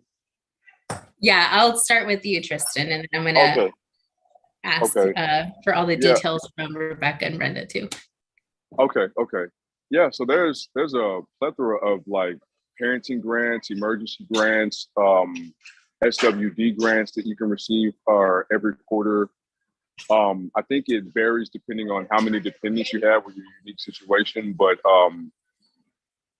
I think that's nothing I had to like necessarily advocate for. I think they review your application, your FAFSA application, and determine if you are eligible, in fact, for those things. But I was told about a few of them from the SWD program, and after reviewing my application, I was able to see that I did qualify for them, and they in fact put them in there. So, but yeah, that's all I received. No loans. So. That's awesome. Loan free over here. So Rebecca, give us your tea. What are some of the key things? What were kind of like the game changers? What were the things that really supported you while at UCLA? Did you live in family housing? Or what were some other resources like specific to parenting students that you can share with us? So yeah, I definitely, I lived in family housing. Let's see, what else? For sure, I lived in family housing from undergrad through I'm still living here right now. I'm living here till they kick me out. But yeah, I've been living here. As far as kind of mentioned in undergrad, most of them, as long as you identify as a parenting student on your FAFSA or identify as someone who has dependents. Also, yeah, shout out to Zuleika who made that priority registration happen for undergraduate parenting students. And that's something that undergrads will get to take advantage of from, you know, the last couple of years. I think it's been on the actual, like we've been able to identify parenting students, which was something we weren't doing at first. So now there's like a lot more available. With COVID, there were several little like emergency grants that would happen. Again, this is all just based on information you enter in your FAFSA. While on campus, there were like food vouchers that we could get through like CPO, through SAC, other places in SAC. There was like the Thanksgiving boxes and holiday boxes that they would offer that had a ridiculous amount of food in them that I for sure took advantage of. Let's see, childcare is mentioned. If you are interested or need childcare, which most of us do, especially if you have kids that are younger than school age, then you have to fill out this application online to get like a waiver so you can get free childcare, not childcare that like completely free childcare, which I had when my youngest child was under 5. I had that childcare from, I think he was like from like 2 to 5 or 3 to 5. He was in the daycare actually here at the university housing, which was extremely convenient to just walk over and drop my kid off in the morning, like super convenient. Also, like knowing the bus routes. I took the bus in undergrad. Like knowing those bus routes is super important. When is the bus stop coming? How long is it going to take after a certain amount of time? Having the Lyft promo codes so you can like do a ride share, like hop in there. Hey, you going to the family housing? What time are you going? Like I've carpooled with so many people, I lost count. Like I will hop in a car. Brenda and I did it for a while where we, you could get a carpool permit that's a lot more affordable. The more people you have in the car, the cheaper the permit, right? Because these permits are like $300 a quarter, which is obscene. So we would throw like, you could have up to 4 people. If you're taking the bus, baby, get on my permit, okay? And if you ever need a ride, I got you. That's how it was with Brenda and I. So I usually would take the bus, but some days I'd be like, hey, can I hop in the car with you? And she'd be like, of course. It would be the same thing on the way back. Like, oh, who's headed in that direction? Can you drop me off? Like, so for me, like I always go back to your community of people, and they are more, you know, of a resource and help, especially other parenting students, because they have an understanding and they share a certain commonality that you can't even imagine what it's like, you know, to have to deal with being a student, especially a single parenting student. And also, you know, the parenting is the priority. So, you know, most traditional students, their education is a priority, especially when you're talking about at this level and, you know, going upward to like graduate level. So having all these kids is like an additional challenge for sure. And that's the nicest way to say it. It's like, seems like an impossibility for sure. But yeah, all of those things. And I also, in grad school, I TA'd because I want to teach. And I knew that would be the best way for me to get that academic training, that professorship training before I actually graduated. So I TA'd my whole last year. My first year I was a fellow, so I couldn't, well, I wasn't supposed to be working, but I fought them on it my last quarter. And I was a GSR, which is a graduate student researcher. So I got funding for that.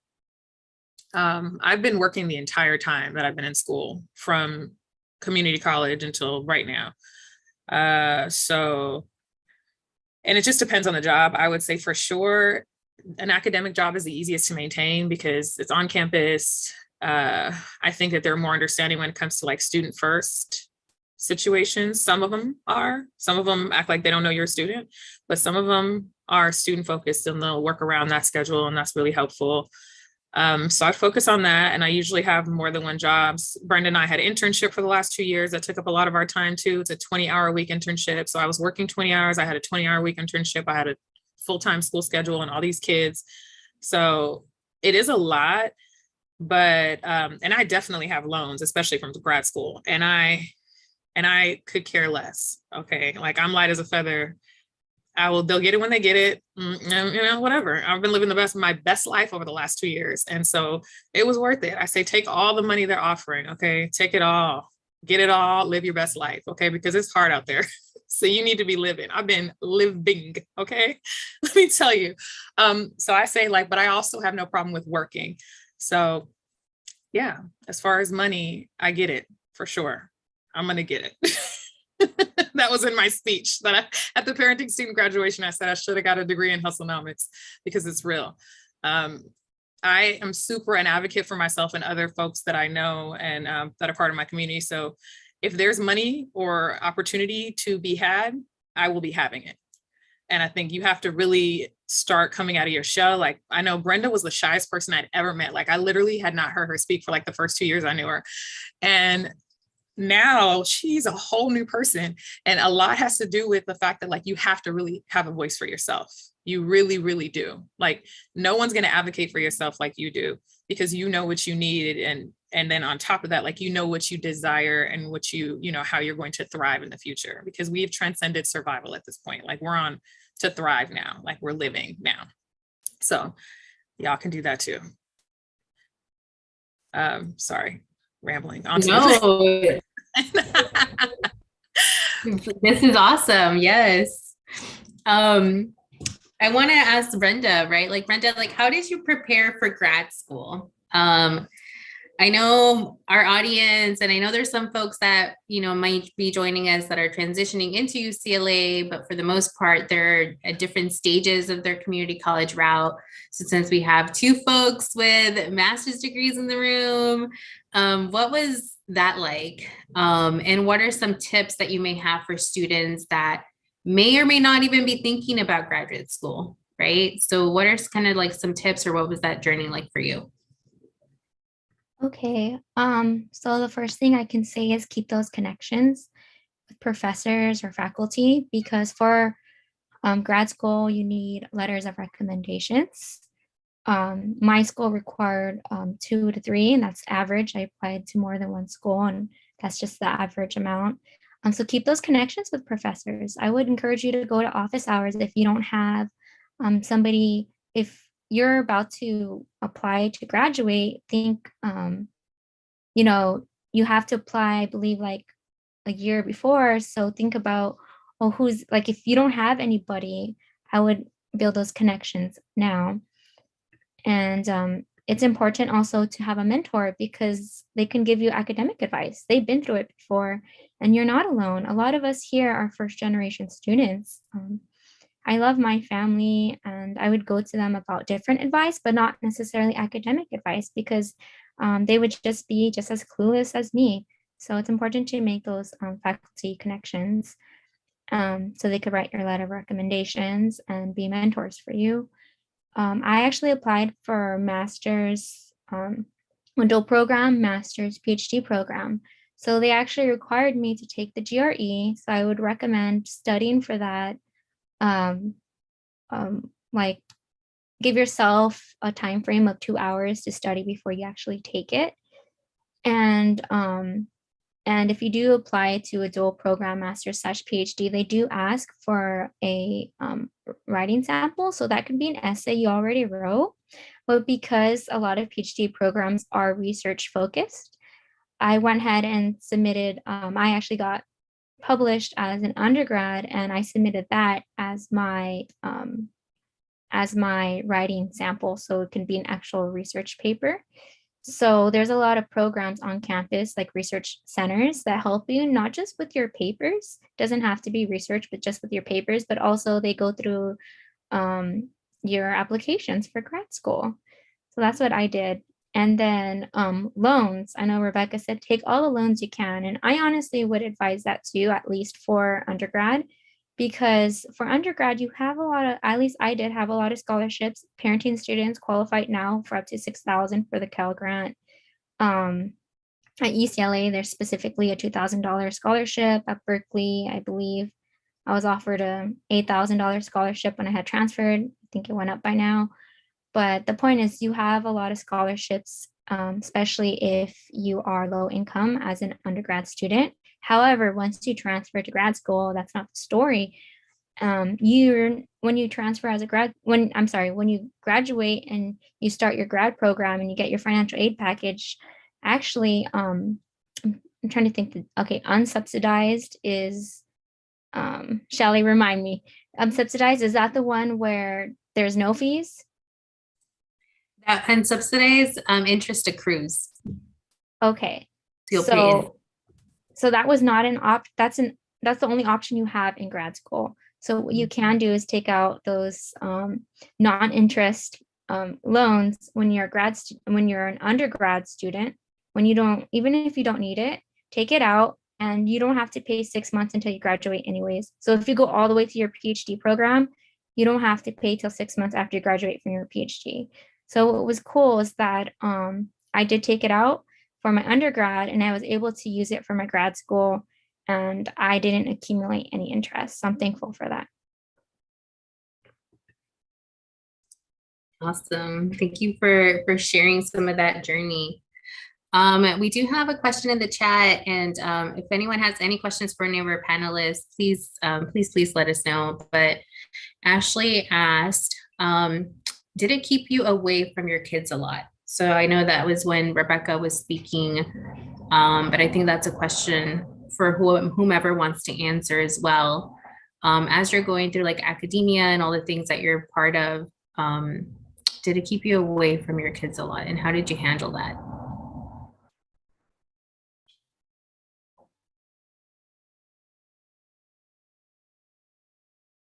I guess I'll start again. Let's go back to the rotation.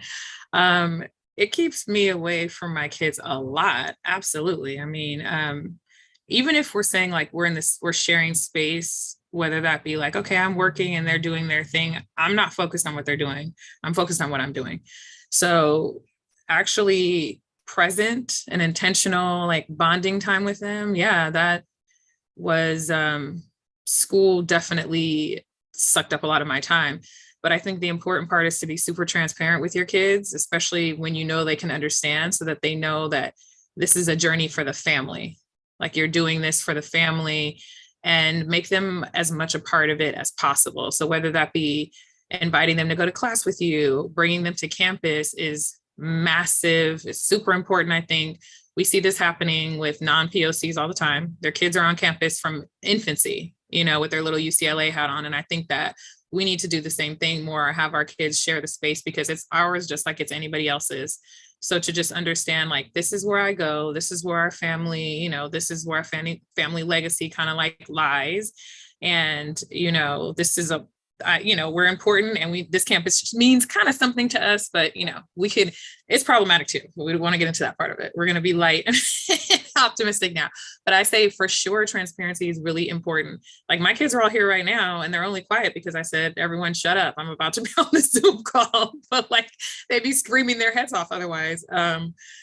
And they are definitely always there. But again, I think it's more about making super intentional time with them, where you're just totally focused on them, because we have so much time where we know we have to be focused on, our academic journey. So I would say make time, like intentional time, like family vacation, nothing academic related, taking them places, nothing, you can't do school, you can't do anything, just completely focused on spending that one-on-one time with them. So yeah, that's how I would respond to that.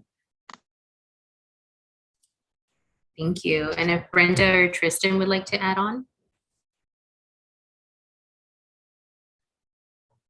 Yeah, so I agree with Rebecca about having clear communication with your children, so that way they may understand how college works, and also be able to see the outcome after college. At least that's how me and Rebecca are now. Our children saw us go through college all the way to our master's, and now they're able to see how much college will benefit them.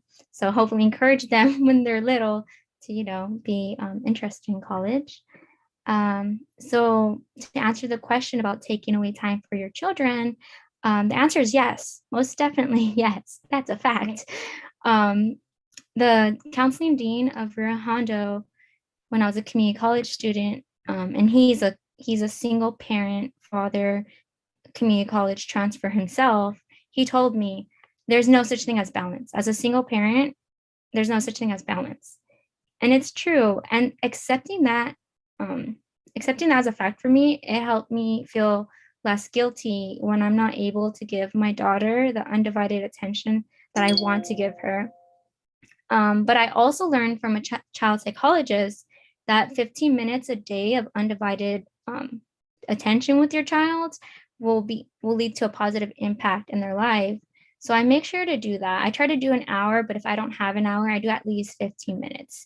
And I could do that. I do work from home. So during my 15-minute breaks from work, or just if you have 15 minutes, if you're working all day and go to school all day and you come home late, like I would when I was at UCLA for undergrad before the pandemic hit and when everything was in person, I only had nighttime with my daughter.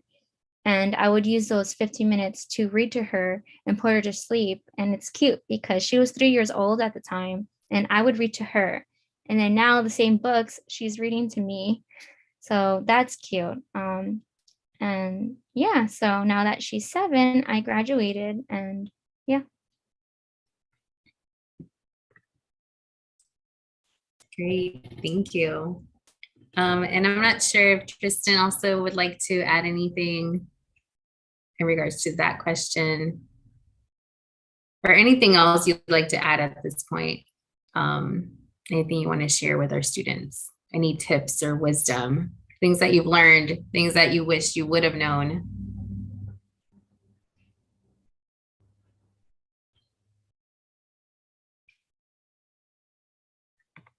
Something I could add that I learned, like Rebecca said, the first 2 years that she met me, I was very shy. So you can just imagine I was shy to ask for help. But I needed help. I needed help because, as Shelly knows, I worked for Center for Community College Partnerships. After I transferred, I became a peer mentor. And we had mandatory in-person Tuesday meetings till 8 p.m.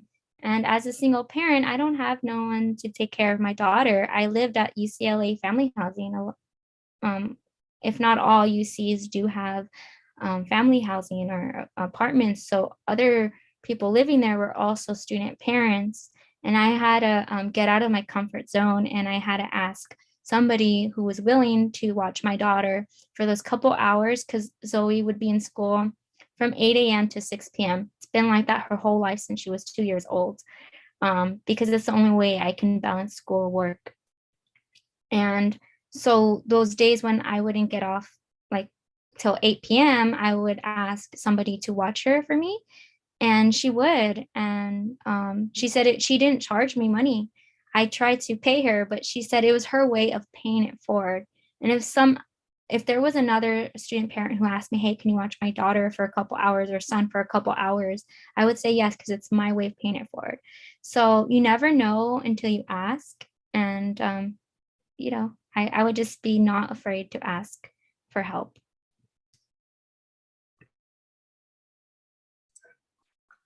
That's a great advice for all of us, right? But particularly for our parenting students. Rebecca, what would be some of your words of wisdom for our community college students?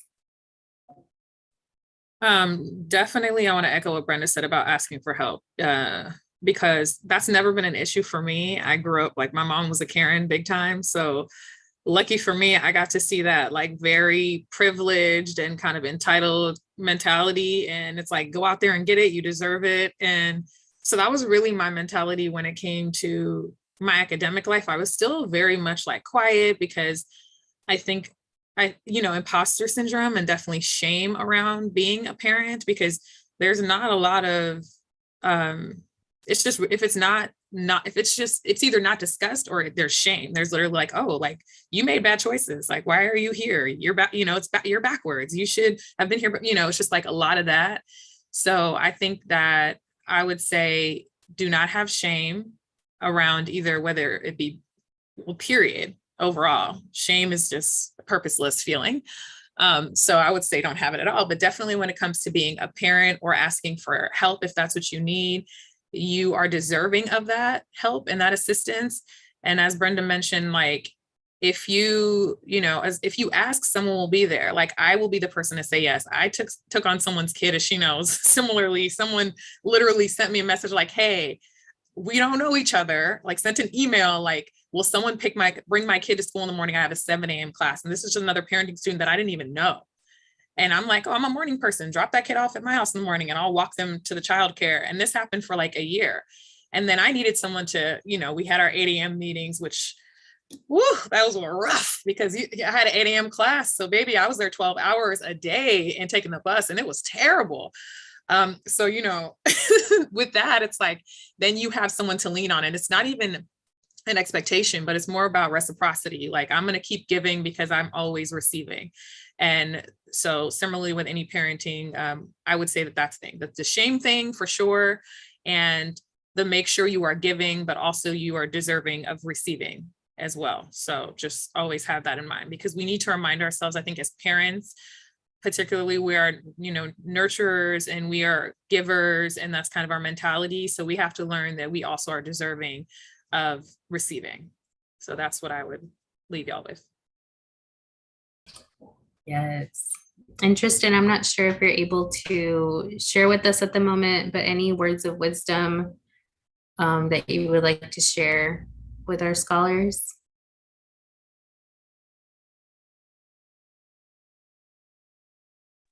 He can't hear you over the baby crying. I know this is what it is, right? Full dad mode. But he's here, the baby's here, we're all here.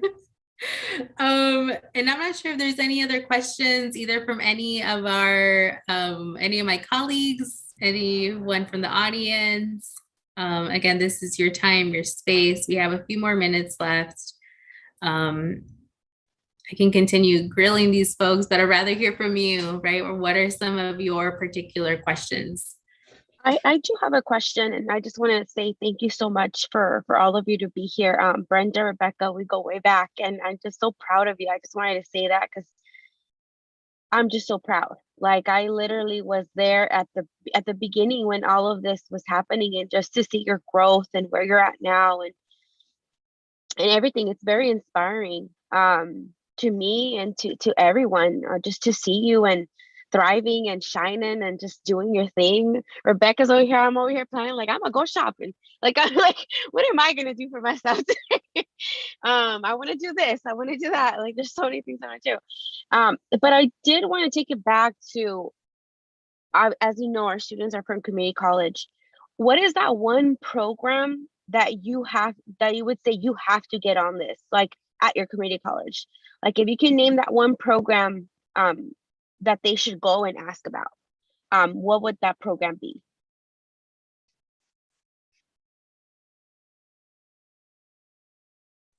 Outside of CCCP, obviously, right? Yeah, of course. I mean, duh, like, obviously. So, I mean, I would say as a parenting student, you should connect with Students with Dependents, even if you're not technically on the UC campus. But it's hard to say at the CC because different CCs have different resources. Like, mine had nothing really, like, especially when it came to being a parenting student, they literally had nothing outside of like the childcare. There wasn't anything for parenting students. So I would say it is, if your school does have like a club for parenting students, which some do, I would say for sure connect with some of those. Like, they're the most resilient, hardworking, focused people that you'll meet. Like, parenting students, we are the best because we are on the grind. Like, this is like nothing to us. So these other students, I'm telling you, these young students with no kids are struggling out here. And I'm like, what? Like, I'm like, y'all are struggling out here? Like, come on, like, we do this every day. So I would say, connect with other parenting students, and also like talk about the fact that you are a parenting student, as weird as it might sound, and as much shame as you might feel about that, because that's how you can connect with other folks. And that's where you'll find more resources. So they'll help connect you to like community resources, whether that be like after school care for your child who is school age, or somebody who will do a babysit swap for you. Well, you watch my kids sometimes, I watch your kids sometimes. And we're not paying anything because baby, we broke out here. So I would say, like, really having these reciprocal relationships, whether that be with organizations that you have on campus, whether it be with professors, be vulnerable with these professors. Say, I have kids, I'm struggling out here. Like, I'm doing this, I'm up all night. Like, and you'll find allies in them as well and mentors in them as well. So I would just say make those connections, whatever that looks like on your campus.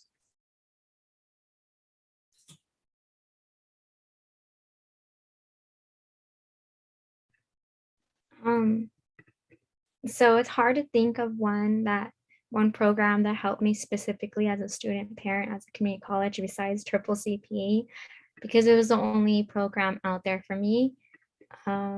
It's a 1-year commitment, and it was a project that Cherry, who you met earlier, gave us, and she told us to at EOP&S, Rebecca's comment, that really helped me too. So EOP&S gives you book vouchers.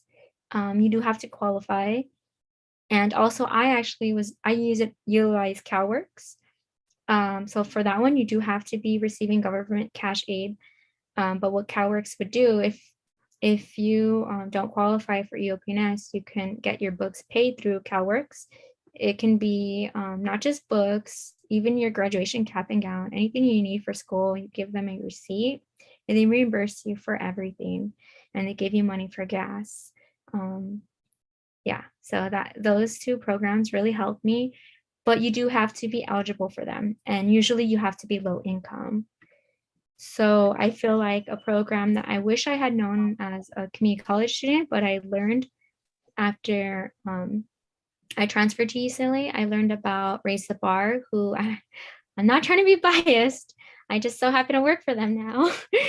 But they help all undergrad, including community college students in California and Minnesota. And they started off as a scholarship program. That's how I got involved with them. I won a scholarship. And now they're offering like affordable housing for community college students, where they're starting to build on that.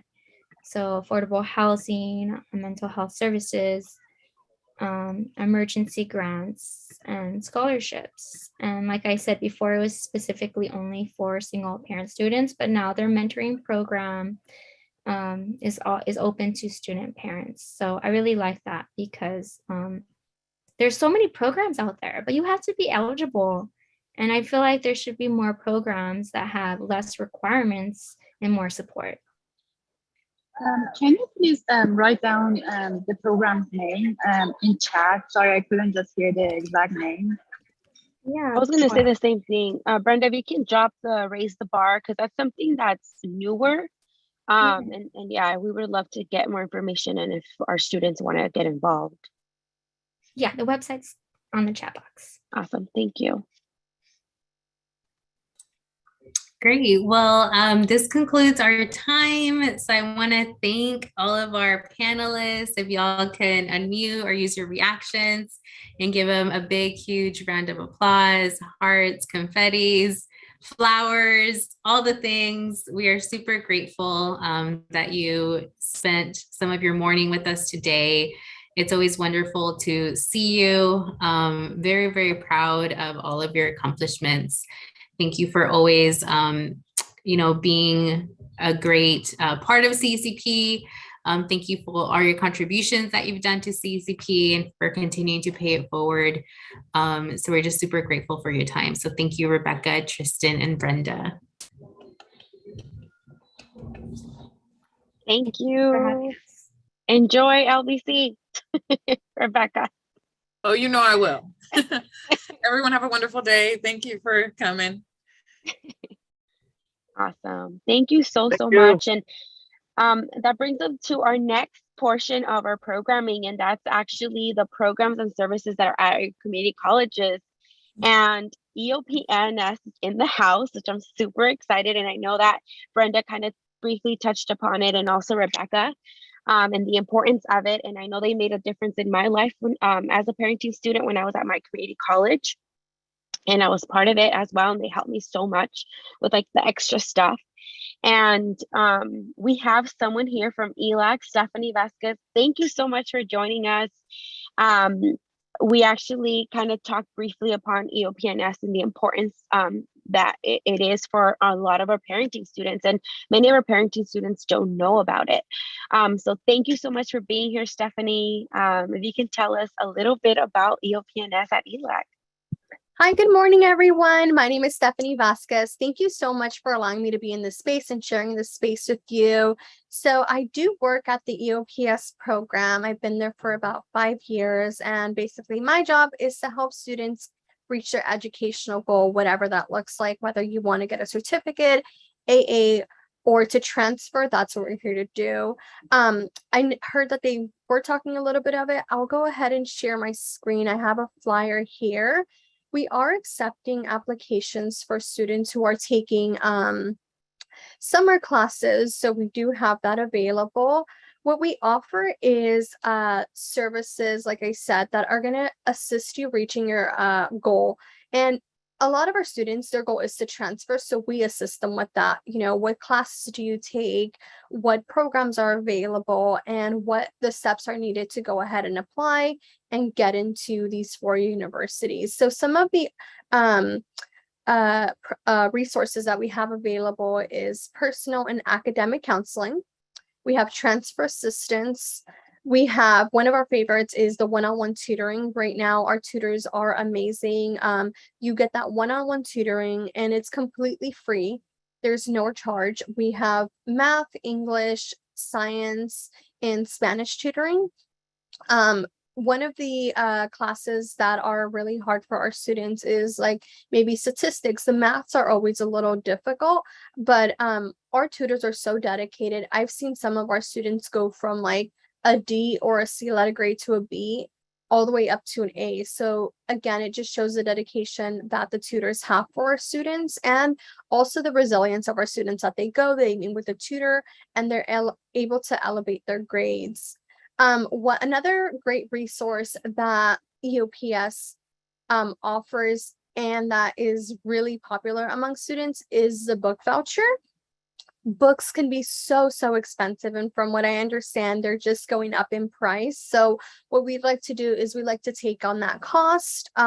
It is dependent on the EOPS budget, but last spring semester we were able to give everyone $450 for them to buy books. So, you know, I think the biggest thing about EOPS is ensuring that students don't have barriers, and we want to take on those barriers. So we wouldn't want students to take on another shift or to work another job because they have to buy these really expensive books, right? We also offer a lot of workshops, and we like to say so much more because it's based on the student need. When the pandemic hit, there was a lot of students who had to adjust their whole life as a student, right? Many of them didn't have any type of laptops or anything. So what we had to do is go ahead and redo our budget to provide all of our students with Chromebooks, and we did that. So that's why we like to say, and so much more. We always give supplies. Again, we want to take on that cost and have our students be worry-free on the necessities for school. What's neat about this program is this program was a product of the civil rights movement. It started in 1969, and it's been here ever since. I'd like to say that I'm a product of EOPS. I was an EOPS student when I was in community college. It was amazing. And then from there, I was able to move on, get my bachelor's degree, later on move on to get my master's, and now I'm in a PhD program. So if you really take advantage of the programs that are offered to you, not only EOPS, but every program on campus, you guys take advantage of them. They're there for you. The funding is available to you. So I really recommend that every single resource that they're going to present to you today, take advantage of them. The money is there for you. Some of the qualifications or requirements that you need to have to be part of EOPS is you have to have been a resident of California for a year and a day. You have to either be 18 years old or have graduated from high school. A big requirement that the EOPS program requires is to be in 12 or more units. So they do want full-time students because they want you laser focused on your education. there are always ways to go around this. We understand that sometimes people can't be full-time students, so we work with you, and that's more of the counseling aspect where you talk about how many classes you can take. So everything, there's wiggle room for everything.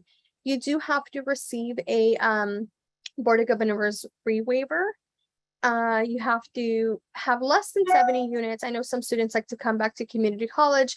Maybe they want to change their major, but you do have to be less than 70 degree applicable units. And you have to have completed your application, orientation, and counseling process when you enter the college. This is a program for students who are low income, educationally disadvantaged. So again, it's here to help you. Under EOPS, we also have CARE, and this program is specifically for students who are single parents. We understand that being a student is, hard enough. You have so many barriers, but then when you're a single parent, you face that many more barriers. You're a student, but also your children are students too. So the CARE students, they get a little bit more help because we want to ensure that they really complete their education, whatever that looks like. So we do have that available. Another program under the umbrella of EOPS is KFE's Next Step. This program is specifically for students who are currently in the foster care system or have been in the foster care system. Only 4% of students who have ever been in the foster care system actually obtain a bachelor's degree. So we want to go ahead and close that gap because we want to ensure that everyone receives equity within their education. So again, they get a little bit more resources because we understand that they've been through many barriers, and we want to ensure that they're getting the education just like any other student. Sometimes this doesn't apply to you, but it's really nice to understand what these programs are. Maybe you have a classmate or a friend who are part of these groups, and you can recommend them. I heard that there's a KP's program. I know you were a foster student. Maybe they can assist you with a little bit more help, right? So it's really neat to understand what these programs are and what they do, because you can refer your friends or family to them as well. Any questions on EOPS? I do have a QR code if you guys want to take a look at the application. It's fairly easy, kind of just ask you a little bit of personal information, and then we get back to you with further instructions. I'll also go ahead and provide the links in the chat. So there are two applications right now. One's for summer for students who are taking summer courses, and the second one is for fall. Again, for students who will be taking classes in the fall. Maybe you wanted to take a summer off, and that's perfectly fine. But there are the two links that I put in the chat here. I see there was like a lot of questions here. I love EOPS. Oh, that's great. Oh, great. Yes, it is a state-funded program. Like I said, it was brought up because of the civil rights movement. So the state gives us additional funding to have this program and provide all the resources to you. So they do have those set requirements where you can't have more than 7 degree applicable units. It is based on your major. Some majors, especially like the math and the science, they require a little bit more classes. So there is a little wiggle room there, but that would be having to sit down with a counselor and talk about that wiggle room. I was denied. No, Myra, we can take, I always say apply to everyone here, apply to every program. Even if you feel like you might not get in, just apply. The worst thing they can tell you is no.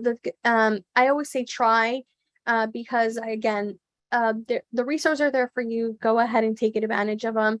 If they say you don't meet the qualifications, then it's okay. Any questions that you guys have? I know it's like a lot of information. Thank you so much for being here today, Stephanie, and giving us this information. A lot of us, go into community college not knowing that even EOPNS exists. So just, sharing that knowledge now with the community college is college students that we have here present, it really does help, that word of mouth and like knowing these programs exist. Because a lot of us, when we're parenting students, and this was me in the beginning until I got involved more at my community colleges, we got to go to class, get out, go back to our kid, go get them from childcare, go do that, go give them food or whatever. So we missed out on a lot of these programs because either we don't have the time, or we don't know like how much they will benefit us, later on in the future. So thank you so much for being here. And thank you all for the questions you had for her. There is another question on the chat for you. It says, what would the sign on info be? There's a window, sign in window. Yeah. So this application specifically for East LA College. So if you're attending East LA College, you would have to be logged onto your email. If it's for another college, they might have a different application way. But if you are going to ELAC and you want to apply for the EOPS program, you would have to be signed on to your ELAC email first, and then it'll allow you to complete the application. Thank you, Sherry. Yes, and like you said, every campus has a different way of applying. One thing that I really recommend is play around with your website at your community college. They have so much info on there. So if you just put EOPNS on the search bar, it will take you to the page. LACCD, I know, is using like Cranium Cafe, and it will take you to like their website, and they have someone that they can talk about like, hey, do I qualify? And then they can, start the process on there. If you're going to any school outside of LACCD, I would recommend to do the same thing. Go to their website, click EOPNS, and see what they have on there, because they have a lot of information on their website. And that's something that a lot of us don't do, is just play around, look to see what's on there. So I went ahead and added my email on the chat, you guys. If you have any question, I'm happy to help you. Even if I don't know the answer, I'll try my best to lead everyone in the right direction. It was a pleasure to be here with you guys. Awesome. Thank you so much, Stephanie. Enjoy the rest of your Saturday. Thank you. Bye, everyone. Thank you. All right, so we're going to move on to Andrea from PCC's CalWorks. Thank you so much, Andrea, for being here on a Saturday and sharing such a valuable resource. So I'll hand it over to you. Hi, everyone, and welcome. I'm really excited to be here, as Sophie invited me. I am from Pasadena City College, and I have some information to share with you about the CalWorks program. And like Stephanie was saying, our program at Pasadena City College shares an office space in both programs. As she said, apply to any program you can be eligible for. There are, you can take a part in all the services. It's very beneficial. So I have a little screen share I'd like to do with you to highlight our program. Okay, continue, yes, just a moment. So these are some of our students, and this student right down here that I sort of have my arrow on, Zarzanga on the steps, is actually a graduate from UCLA CCP. She transferred to UCLA and graduated last June. And I believe Natalie also joined the UCLA CCC program, and she's at CSUN. So we've had multiple students join your program. It's wonderful. We're just so excited for them. Let's see, sorry. CalWorks stands for California Work Opportunity and Responsibilities for Kids. It is the state system that helps families who are low income, who are parenting either young kids under 18.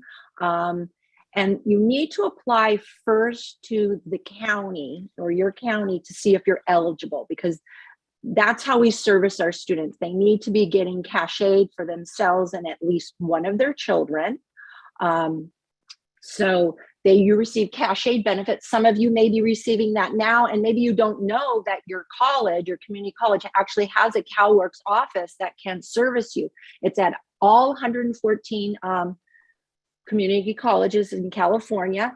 Each college has most of the same services and a few different ones possibly. So you would have to reach out to the one on your campus.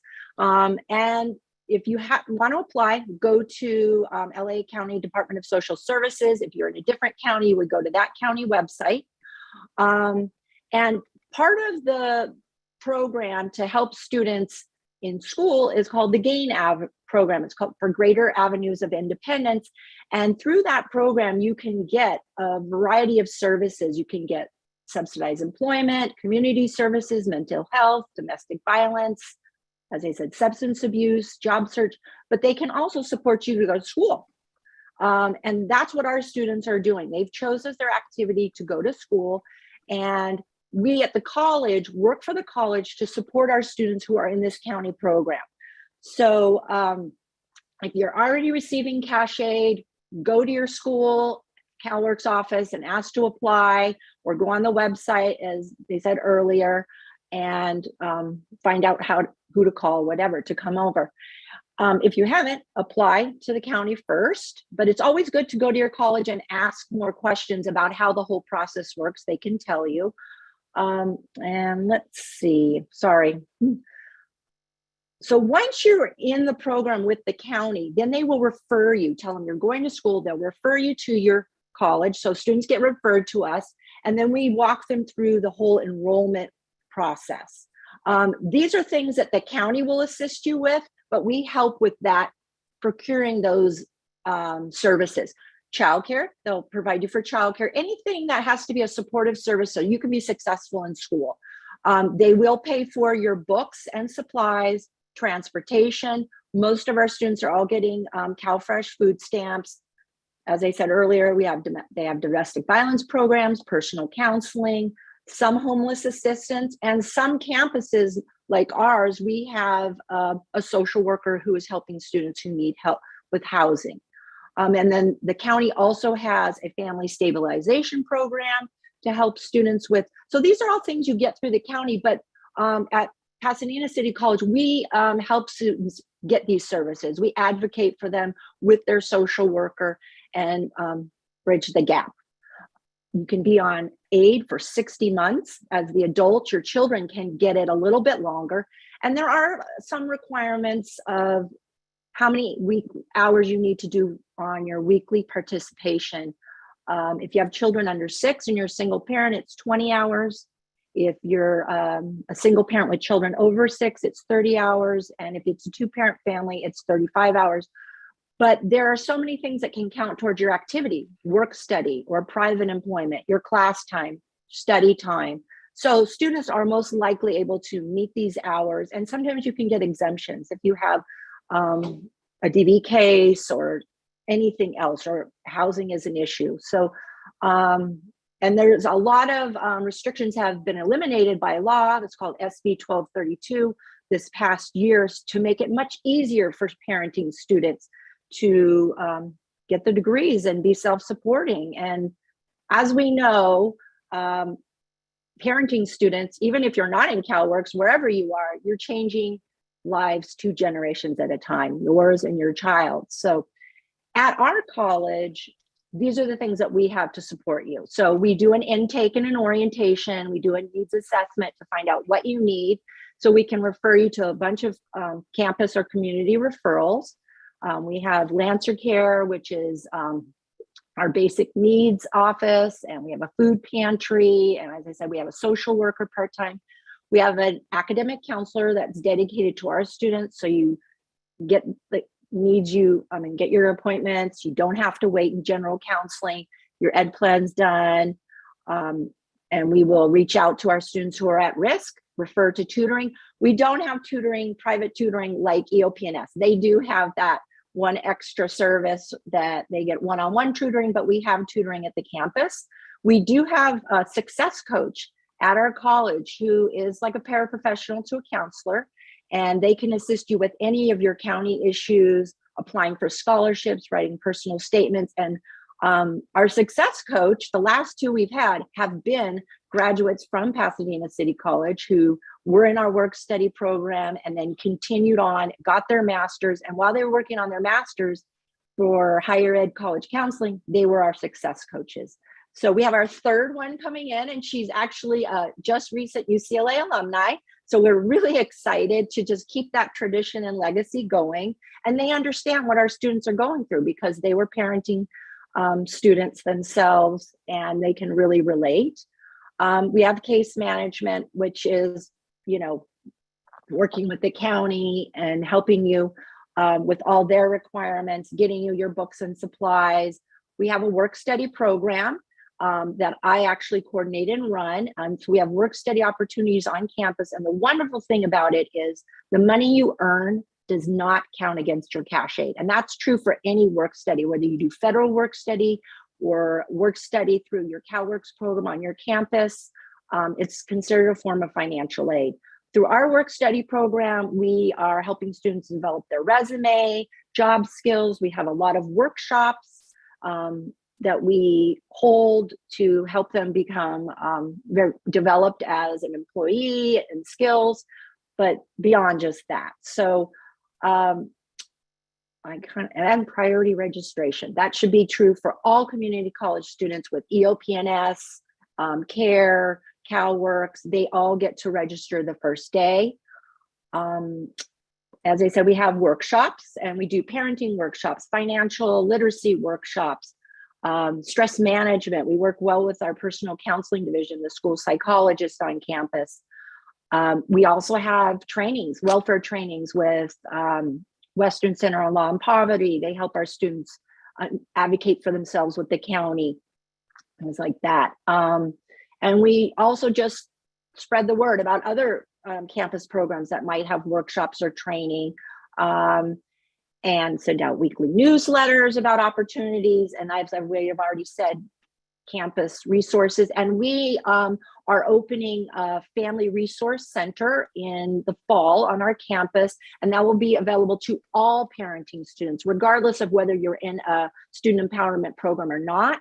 So that's something that's really going to be wonderful. There will be a place for them to go, use computers, they can bring their children, they can find out about lots of resources in the community. And so with the GAIN program under CalWorks, the students' books are paid for. And so they would go through CalWorks before EOP&S. If you're in both programs, you're going to use your CalWorks money first, and it's not capped, okay? So they have to support you for whatever your program requires. Some students are in cosmetology or an art program, so instead of books, or maybe dental hygiene, they have, tools or supplies they need that are over $1,000, but the county will support you with that. And then here's a picture of our students in action, what we look like when we're on campus. I know we've all been sort of like isolated and slowly coming out onto campus, but these are the workshops that we have. Almost all CalWorks programs have an end of the year celebration, which is what these photos are showing here, where we invite all our participants and their family members to celebrate the end of the year, regardless if they're graduating or not. And then I do want to highlight in the middle, this photo, these are 3 of our students who were some of the first UCLA CCP graduates, I think back in 2017 or 18. And on the far right of my screen is Rebecca. She just graduated from UC Santa Barbara this June and is now going into the Master's of Education program. And they really came back motivated, the 3 of them, and they started a parenting club on campus called Lancer Parents United. And that was all because of UCLA CCP. They taught them how to advocate, and we're just so proud of them. It was just wonderful to be able to share that with them. And then this is who we are.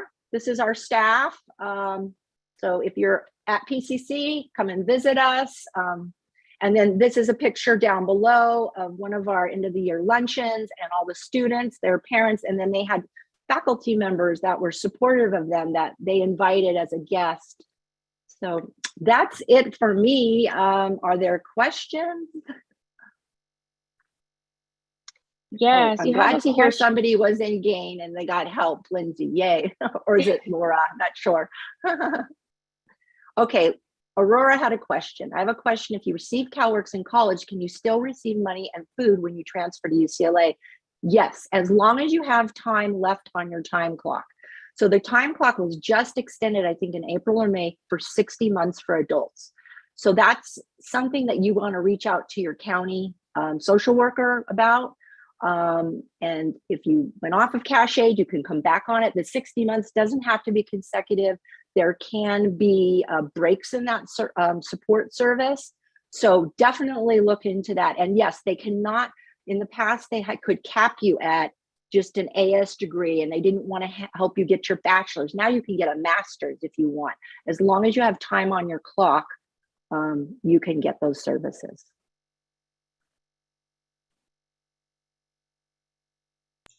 Thank you so much, Andrea. You're welcome. You're welcome. Thank you. And these pictures are amazing. I think just putting a face to the people who've gone through the program. And yeah, I mean, this is Tanya down here, if you can see in the front with her little daughter. She's our success coach. So she just finished. She's going to be moving on. So we have another one, though, coming back from UCLA. So we're very excited to keep that tradition going and stuff. Awesome. Thank you. And oh, thank you. So cute little girl. Oh my gosh. Yeah. Yeah. Now she's big. All right. I'm going to stop sharing my screen. Thank you for inviting me, everyone. It's been a pleasure. Thank you so much for being here. And if you are able to, can you share your email in the chat? Yes, I will. I put both emails. Mine, you can just email me. And then I will put our main email. Thank you. Thank you very much. And then our CalWORKs email, anybody can answer that. All right. Have a wonderful rest of your day, everyone. Thank you so much. You too. Thank you. Awesome. Thank you so much. And I would love to introduce Lindsay from Harbor. She's here to talk to us about Honors and TAP, another program that I was very adamant about joining as a parenting student. I thought it's going to be too hard. I'm not going to be able to do it, but I was able to do it. And we have Lindsay here to kind of talk a little bit more about Honors and TAP at Harbor, just as an example of the other Honors and TAP programs that exist at all, I want to say all community colleges. Welcome, Lindsay. Thank you so much, Perla. Hopefully you all can hear me okay. It's so good to be with you all on this Saturday. So my name is Lindsay. I was the former adjunct honors counselor at Los Angeles Harbor College. I recently transitioned to full-time general counselor back in December. But I'm still very involved with the program at Harbor. I work very closely with the team, and we have an amazing counselor, Vanessa, who I'll put her email address in the chat later on after I'm done.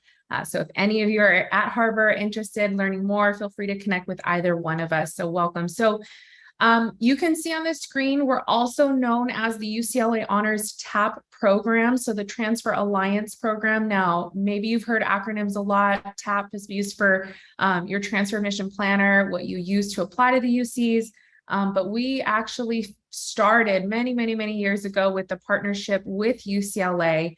And I'm going to talk a little bit about some of the benefits of our program and how to increase your chances of getting admitted to a partner college like UCLA.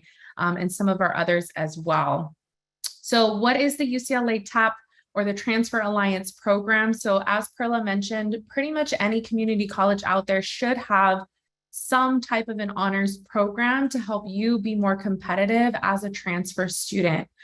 So this particular partnership that we have with UCLA really allows our students to enhance their ability to transfer to that campus at a junior level. So we're able to certify students who complete our program requirements, which gives them that priority consideration for admission. So I like to tell my students, it increases your chances of getting admitted. So that's a really huge perk and a benefit of our program. Students are also able to receive scholarships only designed for the TAP students who've gone through a community college honors program. So it's specifically reserved to those students. I've had a number of my students who got admitted for this upcoming fall semester. I wrote a couple of the letter of recommendations for them to get the scholarship. So again, another great benefit as they're going to be starting their studies there in the fall. So I'm going to talk a little bit about our certification process at Harbor, but many other community college programs may have similar requirements for you to also be eligible for what we call certification. So that increases your chances of getting admitted. But for Harbor specifically, we're looking for students to take just about 5 honors courses over the span of their 2, 3, 4 years, however long they're with us at Harbor College.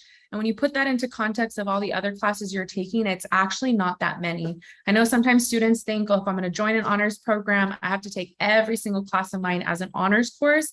And that's not necessarily the case. I mean, if students really wanted to, I'm sure we can find a way to do that. But 5 honors courses is definitely reasonable. Library Science 101. So I'll talk a little bit about that course. This course is actually it's a 1-unit elective course. It is UC transferable at our campus. And it builds their research skills. So one of the things that I love doing when I talk to students who are joining the honors program, because many of them either have this, preconception of what an honors student looks like, and they size themselves up and they're like, that's not me, right? And I love to tell them that, honors is not any more difficult than the other courses you're going to take, actually. I know a lot of students think that. But usually the difference is you're doing more research, you're doing a little bit more work. And oftentimes the real exciting part is students are able to do research on topics that they may want to further explore themselves and tie it into that course. So the Library Science 101 class really builds those research skills that they use for not only their honors courses, but definitely all the other courses that they're taking as well throughout their time in community college. And then we're also looking for about 40 hours of community service or campus involvement. And so again, this is over the span of their however many years that they're with us at Harbor. Usually I've seen students finish all of these requirements that you see on the screen in their first year. So then their next several years after that, they're really focusing on just finishing their educational goal with us before they transfer. So 40 hours of community service can look like a variety of different things. You may be a part of the Honors Club. We have a very, very active club at Harbor. They host blood drives every spring semester. They do a lot of service, not only to our campus community, but the community around us as well. So there's a lot of opportunities and ways to meet these hours, and we're very, very flexible with that. We have an annual fall orientation, and this is kind of where we cover just all the requirements, the expectations, how to be successful in the program. And it's also a great way to build that community too, so you can meet with other honors scholars as well. So again, some of the perks for this, you get to build really good, meaningful linkages with UCLA. We have a lot of opportunities where students can get on campus, whether that's even virtual, informational meetings and tours of the campus, library privileges. So they would be able to get a library card for UCLA so they can access all of the library services at UCLA. And then they also have opportunities to attend various cultural athletic events. So it's a really good partnership that we do have with UCLA. We've had it for many, many, many years. I've put our website on the screen. So if you're interested to check us out and see what kind of things we're doing, you definitely can take a look at our website. So what are some of our program benefits? So as I mentioned earlier, our classes are no more difficult than other classes you're going to take. I like to think of them as they're more enriched coursework. And we bring in a university faculty to prepare you to succeed at a research university. The real nice thing about it too, smaller class sizes for our honors classes so that you get to build the connections with your professors, even your peers. So that's another great benefit too. You get specialized academic and personal counseling. So we do have a dedicated counselor here to support you at every step of the way, not just within your first year or your second year, but we are working with you at every stage of getting you throughout the transfer process. As I mentioned earlier, priority consideration for UCLA as one of our partner colleges and universities, but we have various others. UC Irvine is another one, and we have a lot of other private universities, out-of-state universities, and some in-state Cal States as well. Special opportunities for artistic, cultural, educational events. Even some students are transferring into honors programs at the campuses that they attend in the fall, so that's also another perk and a benefit. And we help with the whole entire transfer application process. So again, from when you start at the community college all throughout. And as I mentioned earlier, scholarships to just only specifically to honor students. The other thing that I really like to highlight here too is the opportunity to publish and present at statewide honors research symposiums. And so we have put on a pre-research conference event to prepare our students for the one that we've partnered with at UC Irvine. So a lot of students use their research projects within their courses that they're taking as honors to use to submit towards this conference. And again, this is a good resume builder, great way to highlight on your transfer applications to help you also be more competitive in the admissions process. And as far as connecting this to parenting students, we've had a handful of parenting students go through our honors program. And yes, it can be challenging at times as you have a lot of responsibilities. Last year, we actually had a mother and her daughter actually participate in our honors program, and they're transferring. And I believe she's actually going to UCLA in the fall as a mathematics major, and she wants to teach math. So we're very, very proud of her. And so we have a lot of success stories from some of our parenting students to finish the honors program requirements. So if you have any questions, you can certainly reach out to us. I will put the contact information for my email, as well as Vanessa, who is the current honors counselor. Again, it was such a pleasure to be with you all today. I'm glad I had an opportunity to talk briefly just about the honors program, the benefits that it can provide to you.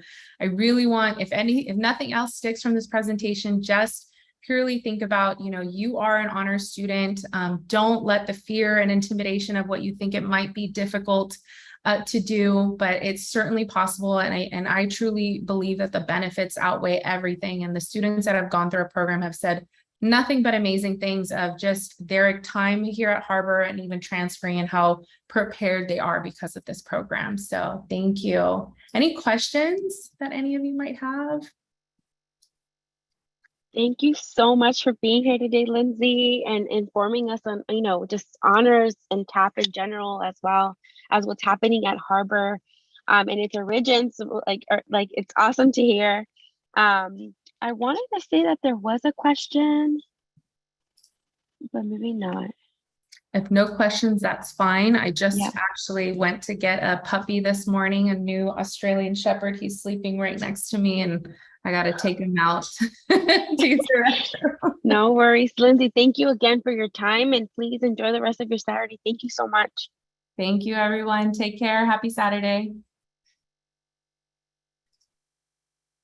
Thank you. All right, so we're going to move on to the last resource, last but not least, if anything, maybe the most valuable resource, which is yourself. So Lara is here to share a little bit about advocacy. Hello, everyone. So I'm on the road. I'm currently in Salt Lake City. I'm busy moving back to California from Massachusetts, where I transferred. So let's see. My name is Lara. I was in the first CCCP parenting cohort, I believe. I'm not actually sure what year that was at this point. It's been a bit wild. I transferred from Long Beach City College to a small liberal arts college in Massachusetts, and I just graduated in June with a degree in English. I'm currently, thank you, Paula, 2017. I'm currently driving across country with my husband, and in the fall, I will start my PhD in English at Berkeley. And I guess relevant to this is that my daughter graduated high school a week after I graduated undergrad. And so she was with me the whole time. And I actually relinquished credits so that we could graduate together, so that I wouldn't have to move her for senior year. When I was at the first parenting site, I met a student named Darlene from my community college. We were in this room and they were talking to us about advocacy, and they were sort of like, connect with other people who have shared interests with you. What can you make better at your community college? And everyone was sort of going, well, we'd like more of this, or we'd like it to be easier to get that. And we were like, well, our community college is not just not friendly to transfers to parenting students, it's unfriendly to parenting students. And so there were things like, there was a big sign in our counseling office that said, if you bring your children in, you won't be seen. The EOPS office would hand out the books from the book loan library in our library, and children weren't allowed in the library. So we couldn't queue up if we couldn't find childcare. And there were things like that. It was just sort of made difficult constantly. And when we did approach the college about it later, they said, well, there aren't really parenting students here, even though we knew that they were, because that they had to be, because A, we were on campus, and B, The research shows that almost a third of college students in the US are parenting students. So Darlene and I started, once we got back to our community college after CCCP, we started by starting a parenting student club so that we could expand our community, get to know other parenting students on campus. And also, as parenting students, we all know how hard it is to work and to study and to do those things. And so what was important to us was creating a community that could share the load, in terms of advocacy, that could share childcare resources if we needed them, that could form study groups, people who understood what studying was like as a parent, connecting with other people in the same space. My friend Darlene, who I did all of this with and who I met at CCCP, she's just graduated with her master's in public policy from UCLA, and she's going to continue to work in policy to try to make this better for all of us from that standpoint, which I think is beautiful and really important. Let's see. So what I did first was I went from class to class. We had 2 campuses, so I went across both campuses and went to different classes in different sort of divisions, so English classes and math classes and cooking classes and childcare classes and all sorts of things.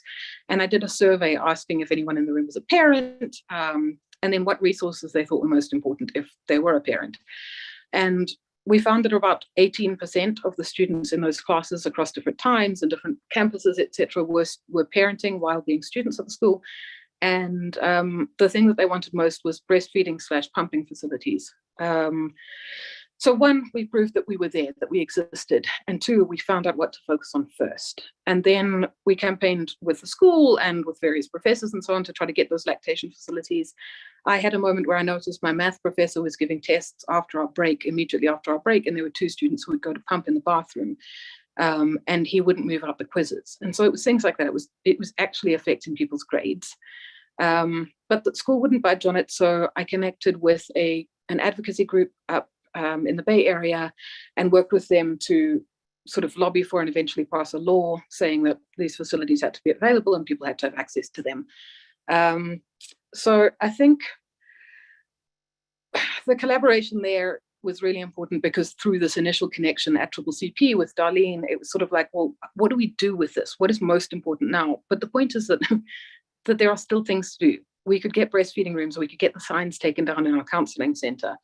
But there are many, many other things that we still have to get done. I mean, there are colleges out there who have, parenting centers and facilities for students to study and parenting grants and all sorts of things. We did a best practices research project at some point and just found these beautiful things happening. And so how can you choose what is necessary on your campus and advocate for that? But first, how can you find community among parenting scholars on your campus? Because I think the most important thing I gained was community.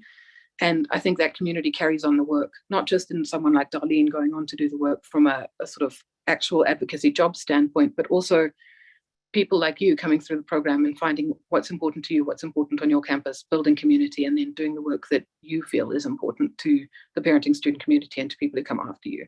So yeah, find those people. Awesome. Thank you so much, Laura. Are there any questions for Laura? Because I feel like this is really important. It's something that I feel like for me, it would have been fear to like speak up on certain things because of the way I was raised. If you're, raised in like a Latinx household, it's very much like you don't speak up on things, you just follow the rules and you do this. But as a parenting student, and we're trying to do our best as a student, but as well being a mom or a dad, and to have these limitations and these signs, it makes you feel shame. And I know Rebecca talked about this earlier about the shame, and it's like, how do I speak up on like, I have to bring my child to go to my counseling appointment because I don't have a child care. So are there any questions for Laura on like how she did it? Any of you experiencing that at your campus in which like you would want to know how she did it? Who does she contact first? Any questions for Laura at this point? And if not, Laura, if you are more than willing to share your email, we would appreciate that. Because I know this is something that we don't think about sometimes, right? Of like challenging and kind of questioning, why is that there? I know we have someone in the comments saying very inspiring, you're doing amazing work. So Richard says, that you're inspiring, Laura. So that's awesome. Any questions for her?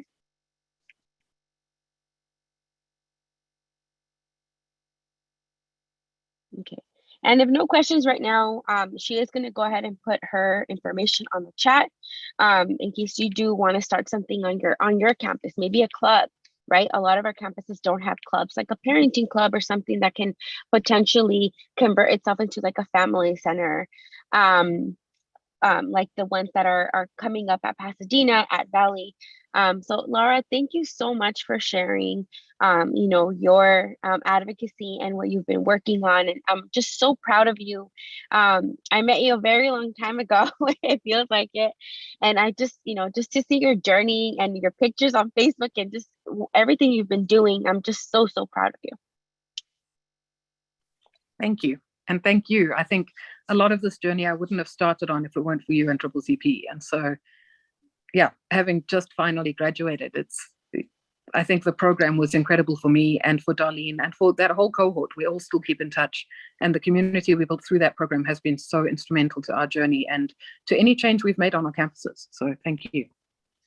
Awesome, Laura. Thank you. And well, welcome back to California. You're traveling slowly but surely. You're coming this way. I have one quick question for Laura. Did you happen to get any scholarships while you were going to school? Yes, I did. So I am a Cook Scholar and I got the Cook Undergraduate Transfer Scholarship in 2019, and I recently won the Cook Graduate Scholarship as well. And so they're going to help with my expenses while I'm at Berkeley. And then lots of other scholarships from the college I went to as well. I was very, very lucky. And I think advocacy work helps with that. It keeps you connected. A lot of the people I was working with on my campus would say, you've got to go and talk to so-and-so. If you talk to scholarships, they can advocate for parenting student scholarships. So I would get to know the scholarships people, and then they would tell me what to apply for, and talk to this professor or the honors professor about getting them to advocate for the parenting students. And then you get to know the honors department. And so advocacy is community building. It's community building for us and community building for the future. Can you please put the scholarship that you got like in the chat, just in case that, we can just research about them? Yes, it's posted, and we will also be adding all of these links to our website. So we'll make sure that you all have this as a resource moving forward. And please feel free to email me about that too. If you have questions, you want to know how I applied, you want me to look at your application, anything you need, just give me a shout. My email's there. Awesome. Thank you so, so much, Laura. Be safe out there in your travels. Awesome. And we do have a link with all of our resources. So we'll put it up right now in the break. We are going to have a break now after all this information. That way you can kind of think about it, go eat, go look, go see your children, take a little breather. I want to say we'll be back around 12:15. Charlie, Sophie, what do y'all think? Yeah, at least a 15-minute break. Yeah, so sorry. I know it's short, but we're kind of running behind schedule just a tad. So if you need a little longer break, then obviously you'll take a little longer, but we will begin at 12:15 once again. So go ahead and stretch, take a little breather, and then we'll meet you right back at 12:15 to get started with part 2 of the day. Can I ask a question?